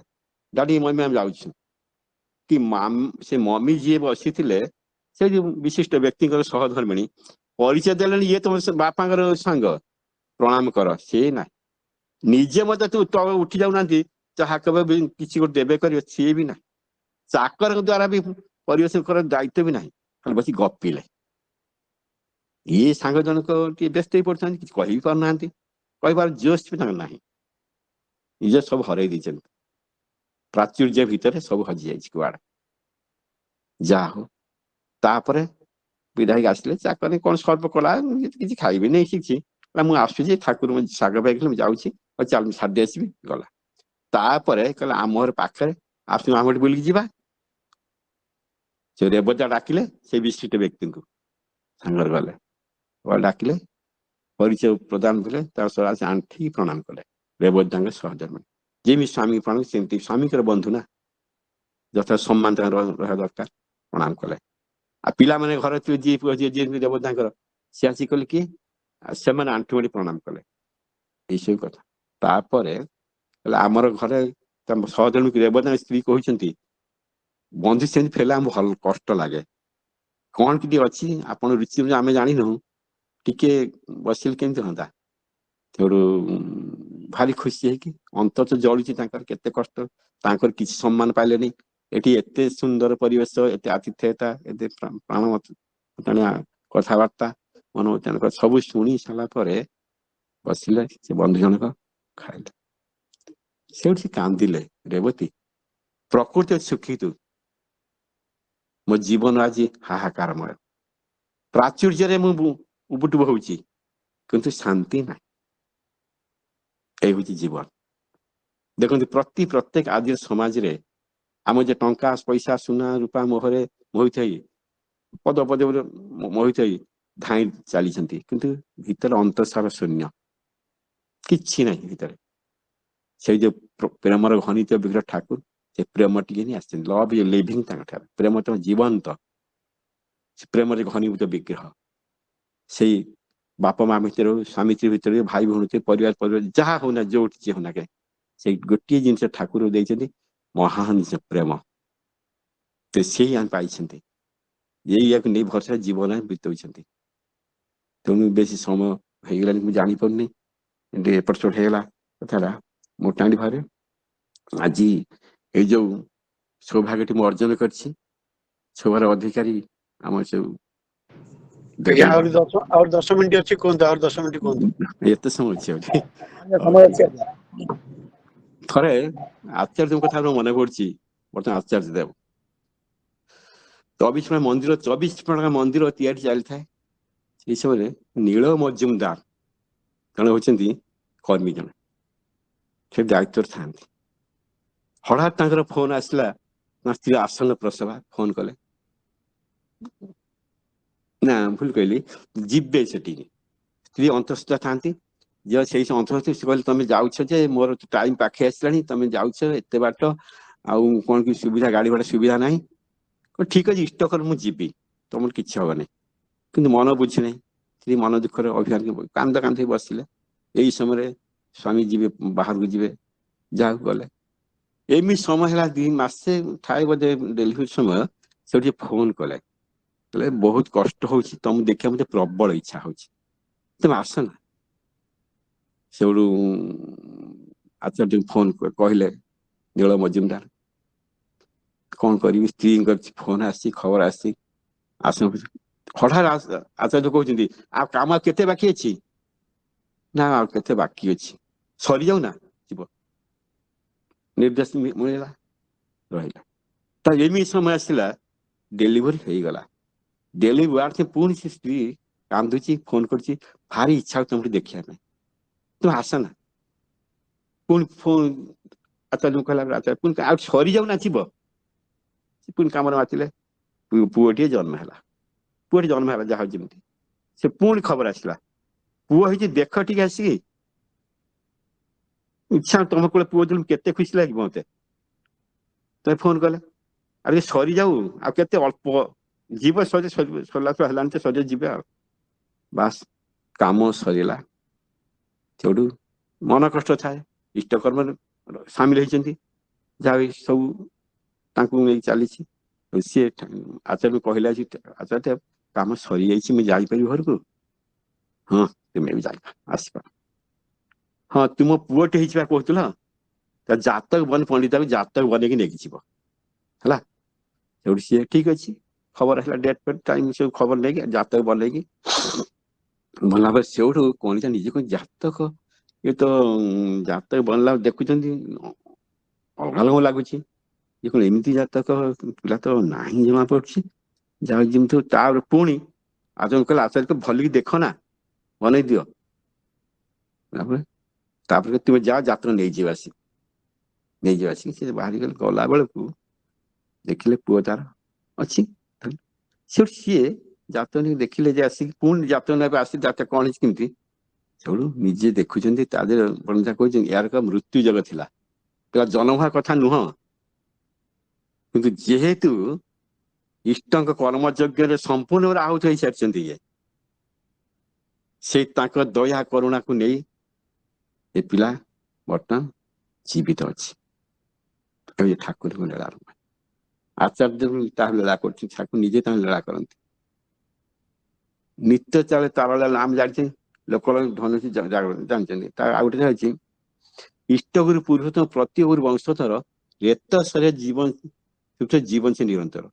ସେ ପ୍ରତି ଗୁରୁ ବଂଶଧର, ତାଙ୍କ ବର୍ତ୍ତମାନ ପ୍ରତୀକ ଗୁରୁ। ନା ତାଙ୍କର ଭିତରେ ଠାକୁର ଆଚାର୍ଯ୍ୟ ଦେବ ଭିତରେ ଠାକୁରଙ୍କୁ ଦେଖନ୍ତି ଆମେ। ଯାହା ଯାହା ଠାକୁର କହୁଥିଲେ, ଯାହା ଯାହା କରୁଥିଲେ, ଯେମିତି ପାଉଥିଲେ ତାଙ୍କର ଆଶୀର୍ବାଦ ନେଇକି ଆମେ ଯାହା ଯାହା ଚାଲିଛନ୍ତି, ସବୁ ହିଁ ଆଚାର୍ଯ୍ୟଙ୍କ ଭିତରେ ରହିଛି। ଆମେ ସମସ୍ତେ ସୌଭାଗ୍ୟର ଅଧିକାରୀ। ଯେମିତି ଜଣେ ସେଇ ଆଚାର୍ଯ୍ୟ ଦେବଙ୍କର ସେ 24 ମନ୍ଦିର କଣ ମନେ ପଡୁନି, ସେଇଠି ଗୋଟେ କଣ ତିଆରି ହୋଇଥାଏ। ଜଣେ 10,000 ଟଙ୍କା ମାନେ ଡିମାଣ୍ଡ ଥାଏ, ଭାଇମାନେ ଦେବେ 10,000 ଟଙ୍କା। ଇଏ ଲୋକଟି ଯାଏ, ସବୁ ଦେଖେ, କିଛି ଦେଇପାରେ ନା, ଭାରି ଇଷ୍ଟପ୍ରାଣ। ତା ମାତ୍ର ଗୋଟିଏ ମାନେ ନଈଗୁଳା ଜମି ଗୋଟିଏ ଅଛି, ଯେଉଁ ସେ ସ୍ଥାନୀୟ ଲୋକ ଜଣେ ଥିଲା ଯେ ଇଟା ପକେଇବା ପାଇଁ। ସେ ଭାରି ଇଚ୍ଛା ଏଇ ମୂଲ୍ୟବାନ ଯେମିତି ଇଟା ପକେଇଲେ ଭଲ ଲାଭ ହବ। ବହୁତ ଚେଷ୍ଟା କରିଛି ଇଟା ପକେଇବା ପାଇଁ, କିନ୍ତୁ ସିଏ ଦିଏ ନା। ଇଟା ବୋଲେ ଆଜି ପକେଇଛି କାଲି ବନ୍ଦ କରିଦବ, ଜମି ନଷ୍ଟ ହେଇଯିବ, ଯାଇ ଦିଟା କିଛି ମିଳୁଛି ପନିପରିବା ଯାହା ଦି ଖଣ୍ଡ ନଷ୍ଟ ହେଇଯିବ। ତା ସ୍ତ୍ରୀ ମନା ତାର ଦବା ନାହିଁ। ସେ କୋବି ଏ ବର୍ଷ କରି ଆଉ ନ କଲା ହେରି ଆଉ ଜମି ଚାଷ ହେଇପାରିବ ନା। ଏମିତି ହଉ ଏମିତି କିଛି ସମୟ ଯେତେବେଳେ ଆସିବା 10,000 ଟଙ୍କା ସବୁ ଯାଉଛନ୍ତି, ଇଏ ଭାରି ଇଚ୍ଛା ହେଲା ମୁଁ ଦେବି କେମିତି। ତା ସ୍ତ୍ରୀ କହିଲା କଣ କରିବା, ଜମିଟା ବିକିଦବା ନା। କାହିଁକି? ଝିଅ ସୁନ୍ଦର ଝିଅଟେ ତାର ଅଛି, ଝିଅ ବାହାର ତ କରିବା ନିହାତି ବିକିବାକୁ ପଡିବ। ବିକିଦେଲେ ଭାବୁଛି 30,000 ସେତେବେଳେ 30,000 ଟଙ୍କା ହେଇଯିବ। ଝିଅ ବା 10-12 ଝିଅ ବାହାର କରିଦବା, ଆଉ 10,000 ମୁଁ ମନ୍ଦିର ପାଇଁ ଦେବି। କହିଲେ ତମ ଇଚ୍ଛା। ସେଇ କାହାକୁ ଦେବି ନା, ସେଇ ଇଟା ପକେଇବା ଯୋଉ ମାଲିକ ତାକୁ ଦେଖା କଲେ, କହିଲେ ଠିକ ଅଛି ଆମେ ଜମିଟା ବିକିବୁ, ଆପଣ କିଣିବେ ନା? ହଁ ମୁଁ କିଣି ନେଇଯିବି, ମୋର ଦରକାର ଜମିଟା। 30,000 ହେଲା। ସେଉଠୁ ଜମି ସେ ଯୋଉ ଇଟା ଯୋଉ ମାଲିକ ଇଟା ପକାନ୍ତି, ସେଉଠୁ ସିଏ କହିଲେ ତା ଇଏ ସୁନ୍ଦର ଝିଅଟି ଅଛି, ଜାଣିଛି, ଗରିବ ପୁରା, ତାରି ଗୋଟେ ପୁଅ ଅଛି ଇଟା ବେପାର। ଆଚ୍ଛା ଠିକ ଅଛି, ଗୋଟେ କଥା କହିବି ରଖିବ, କଣ କହୁନାହାନ୍ତି? ଆଚ୍ଛା ତମର ଝିଅ ବାହାର କରିବନି? ହଁ କରିବି, ଯୋଗାଡ଼ କରୁଛି ପଇସା ଯଦି କରିବା। ତୁମେ ଗୋଟେ କାମ କର, ଆମ ପୁଅ ପାଇଁ ଝିଅ ବାହାର କରିଦିଅ। ଆଶ୍ଚର୍ଯ୍ୟ, କେମିତି ସମ୍ଭବ? କର, ମୁଁ କହୁଛି। ଝିଅଟା ସୁନ୍ଦରୀ, ରୂପବତୀ, ଗୁଣବତୀ, ସବୁ ଜାଣିଛି ସେ, ଗାଁ ଗାଁର ଝିଅ। ପୁଣି କଲା, ଯାହା ଯେମିତି ହଉ ପଇସା କି ଦବା ଦରକାର ନି, ବାହାର କିନ୍ତୁ ହବ। 10,000 ଟଙ୍କା ନେଇକି ଆଗେ ମନ୍ଦିର ପାଇଁ ଦେଇ ଆସିଲେ ବାବୁ। ତାପରେ ଯୋଉ 20,000 ଟଙ୍କା ଝିଅ ବାହାର ଟୁଙ୍ଗୁଳି କଣ କଲେ, ଡିମାଣ୍ଡ କିଛି ନାହିଁ। କିନ୍ତୁ ଦେଖନ୍ତୁ ଠାକୁର ଦୟା କରୁଣା, ଠିକ ସେଇ ବର୍ଷ ବନ୍ୟାରେ ଜମିଟି ଧୋଇଗଲା, ନଈକୂଳ ଯେମିତି ଧୋଇଗଲା। ମାନେ ଦେଖନ୍ତୁ ଠାକୁରଙ୍କୁ ଦୟା କରୁଣା। ଜମି ତ ଧୋଇବାର ଥିଲା, ଧୋଇଥାନ୍ତା। ସେଇ 30,000 ଟଙ୍କା ଜମିଟା ବିକ୍ରି ହେଇ ପାରିଥାନ୍ତେ କି? ନା ଝିଅ ବାର ହେଇ ପାରିଥାନ୍ତା? ଏଇଟା ବିକାଳି ଇଟା ଯୋଉ ବେପାରୀ ନେଇ ପାରିଥାନ୍ତା? କିଛି ହେଇପାରୁନି। ଯେତେବେଳେ ଠାକୁରଙ୍କୁ 10,000 ଟଙ୍କା ଦେଲା, ନିବେଦନ କଲା, ତା ଝିଅ ବାହାଘର ହେଲା, ଝିଅ ସୁଖରେ ରହିଲା, ଠାକୁର 10,000 ଟଙ୍କା ଦେଲା, ଜମି ବି ଚାଲିଗଲା। ଜମି ଚାଲିବାର ଥିଲା, ଯିବାଟା ଗଲା। ଏସବୁ କିଛି ହେଇପାରିନଥାନ୍ତା। ଦେଖନ୍ତୁ ପ୍ରଭୁଙ୍କୁ ଯିଏ ଧରିଛି, ପୁରା କର୍ମ ଯିଏ ଆହୁତ ହେଇଛି, ପ୍ରଭୁ ଯିଏ ଯେମିତି କାଲି ଯାଜନ କରି ଅଧିଲିଟି ପଇସା କଥା, ଯିଏ ଯେମିତି ଦେଇଛି ତାର 100 ଗୁଣା 1,00,000 ଗୁଣା ସେ ଫେରି ପାଇଛି। ତେଣୁ ଆମେ କଣ ଦଉଛନ୍ତି କଣ ଆମେ ଜାଣିନାହାନ୍ତି। ପୁରା ଉଜାହାର କରି ଯିଏ ଦେଇପାରିଛି ଠାକୁରଙ୍କୁ, ସେଇ ହଉଛି ପ୍ରକୃତରେ ଭକ୍ତ। ତେଣୁ ଆଉ ସମୟ ନେବେ ଦରକାର ନାହିଁ, ସମୟ ହେଇଗଲାଣି। ମୁଁ ଏପଟ ସେଠି 2-4 ମିନିଟ୍ ପଳେଇଛି ବୋଧେ ଆରମ୍ଭରୁ। ଯାହା ହଉ ଦେବେନ୍ଦ୍ର ଭାଇ ଆଉ ସଞ୍ଜୀବ ଦା ଆଉ ଯୋଉ ମାନେ ଭୋଗ ଦାତା, ଯୋଉମାନେ ଭୋଗ ଦେଇଥିଲେ, ତା ମନୋବାଞ୍ଛା ପୂର୍ଣ୍ଣ ଠାକୁର କରନ୍ତୁ। ଆହୁରି ଏଇପରି ଆମକୁ ଏଇପରି ପ୍ରେମ ପ୍ରୀତି ପ୍ରଦାନ କରି ଆମକୁ ସକାଳ ସମୟରେ ଏଇ ଯୋଉ ପ୍ରିୟ ପରମଙ୍କ କର୍ମ ଯଜ୍ଞ ଆମକୁ ଶୁଣିବାର ଜାଣିବାର ସୌଭାଗ୍ୟ ଆମେ ଅର୍ଜନ କରୁଛନ୍ତି ପ୍ରତିଦିନ। ଏତିକି କହି ସମସ୍ତଙ୍କର ହୃଦୟ ନିରାମ ଜୀବନ କାମନା ରହିଛି। ଜୟଗୁରୁ। ବନ୍ଦେ ପୁରୁଷୋତ୍ତମ। ଦେବେନ୍ଦ୍ର ଭାଇ ଜୟଗୁରୁ। Hello hello. ଖୁବ ସୁନ୍ଦର ଆଜ୍ଞା, ଖୁବ ସୁନ୍ଦର।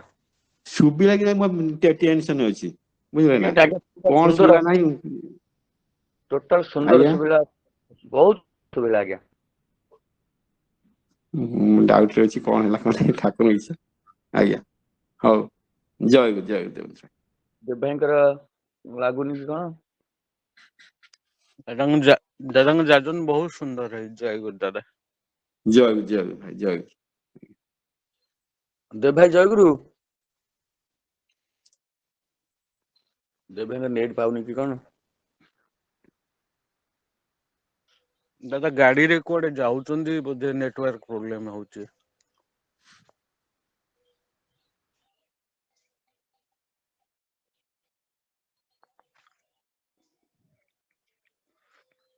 ଏବେ କୀର୍ତ୍ତନ, ଶେଷ କୀର୍ତ୍ତନଟା ଜୟଗୁରୁ ଜୟଗୁରୁ ଯାହାଙ୍କର କୀର୍ତ୍ତନ ଅଛି ଦାଦା ଜୟଗୁରୁ ସମାପନ ଭାଇ ଜୟଗୁରୁ କରିଦିଅନ୍ତୁ। ଆଜ୍ଞା ଆଜ୍ଞା ଜୟଗୁରୁ ଦାଦା। ଆଜ୍ଞା ଆଜ୍ଞା। ହଁ ପ୍ରେମ ସ୍ୱରୂପ ବ୍ୟଥାହାରୀ ହେ ହରି, ତୁମେ ପ୍ରେମ ସ୍ୱରୂପ ବ୍ୟଥାହାରୀ हे हरि, अपरूप रूप मधुरी, अपरूप रूप मधुरी, अपरूप रूप मधुरी, अपरूप रूप मधुरी, अपरूप रूप माधुरी हे हरि, तुम्हें प्रेम स्वरूप व्यवहारी हे हरि, तुम्हें प्रेम स्वरूप व्यवहारी हे हरि, सुखदाता ईश्वर दरदी प्रियतम, सुखदाता ईश्वर दरदी प्रियतम, अनित्य ए संसारे नित्य सुख धाम, अनित्य ए संसारे नित्य सुख धाम, कि सुंदर सुधाम नयन मनोरम, कि सुंदर सुधाम नयन मनोरम, कि सुंदर सुधाम नयन मनोरम,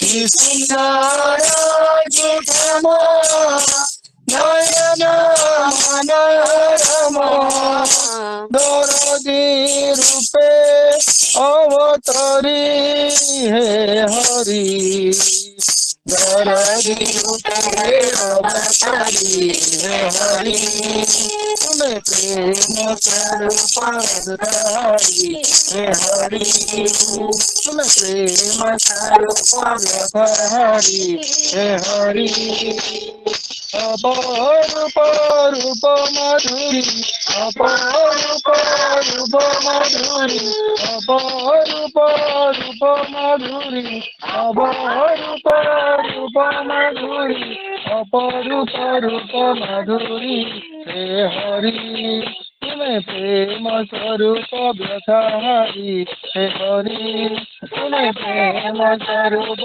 व्यथारी हे हरि क्षुद्रताक्षीण मुझे तुम्हें सागर प्रिय क्षुद्रताक्षीण मुझे तुम्हें सागर प्रिय नाउछि मिशिबाको हेउअछि अथय नाउछि मिशिबाको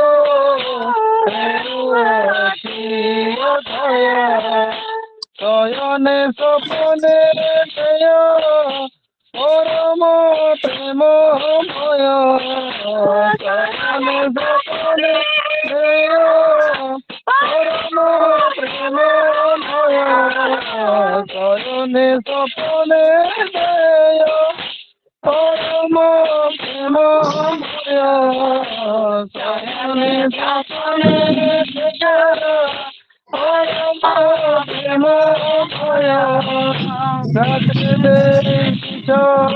नाम करी हरि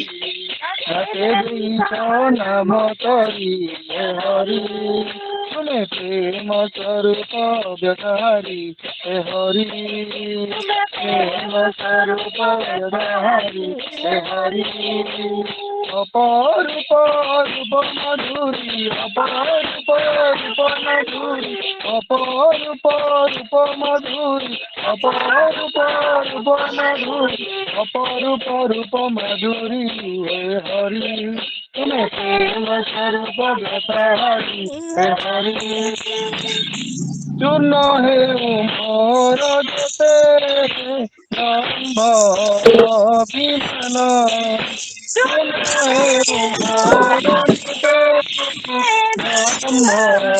अभिमान तुमे मो आशा भरोसा कपूर मान तुमे मो आशा भरोसा कपूर मान धन जन यौवन चंचल मन धन जन यौवन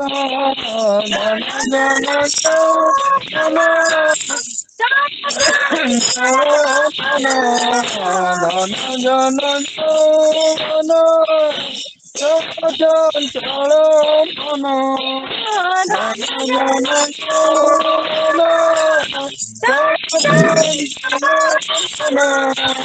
यौवन नियो सबु तो तुम्हारी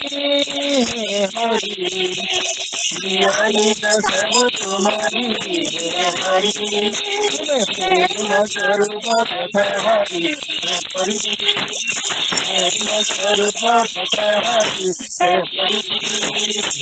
अपरूप रूप मधुरी अपरूप रूप मधुरी अपरूप रूप मधुरी अपरूप रूप मधुरी अपरूप रूप मधुरी हे हरि तुम्हें प्रेम स्वरूप हरि हे हरि तुम्हें प्रेम स्वरूप हरि हे हरि वंदे पुरुषोत्तमं वंदे पुरुषोत्तमं वंदे पुरुषोत्तमं परम प्रेममय श्री श्री ठाकुर अनुकूल चंद्र जी की, परम प्रेममय श्री श्री ठाकुर अनुकूल चंद्र जी की, परम प्रेममय श्री श्री ठाकुर अनुकूल चंद्र जी की, परम आराध्या जगत जननी श्री श्री वर्मा की, आराध्या जगत जननी श्री श्री वर्मा की, परम आराध्या जगत जननी श्री श्री वर्मा की, परम पूज्य पाद श्री श्री बड़ा की, परम पूज्य पाद श्री श्री बड़दा की, परम पूज्य पाद श्री श्री बड़दा की, परम पूज्य पाद श्री श्री आचार्य देव की, परम पूज्य पाद श्री श्री आचार्य देव की, परम पूज्य पाद श्री श्री आचार्य देव की, पुरुषोत्तमं वंदे पुरुषोत्तमं वंदे आर्य पितरं वंदे मातृवर्गान् वंदे अंतरिक्षि दैवतं वंदे पुरुषोत्तमं वंदे पुरुषोत्तमं परम प्रेममय श्री श्री ठाकुर अनुकूल चंद्र जी की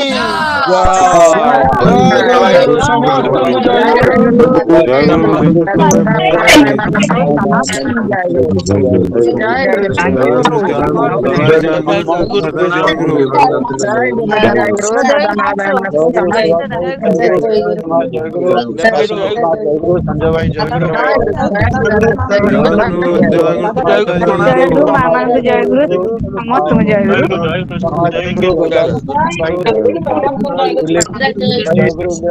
जय गुरु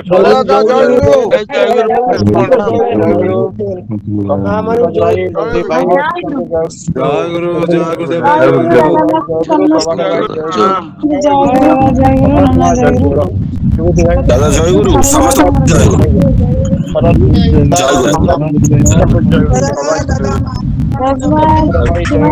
जय गुरु जय गुरु समस्त जन्मा तपोइमा समस्त जय गुरु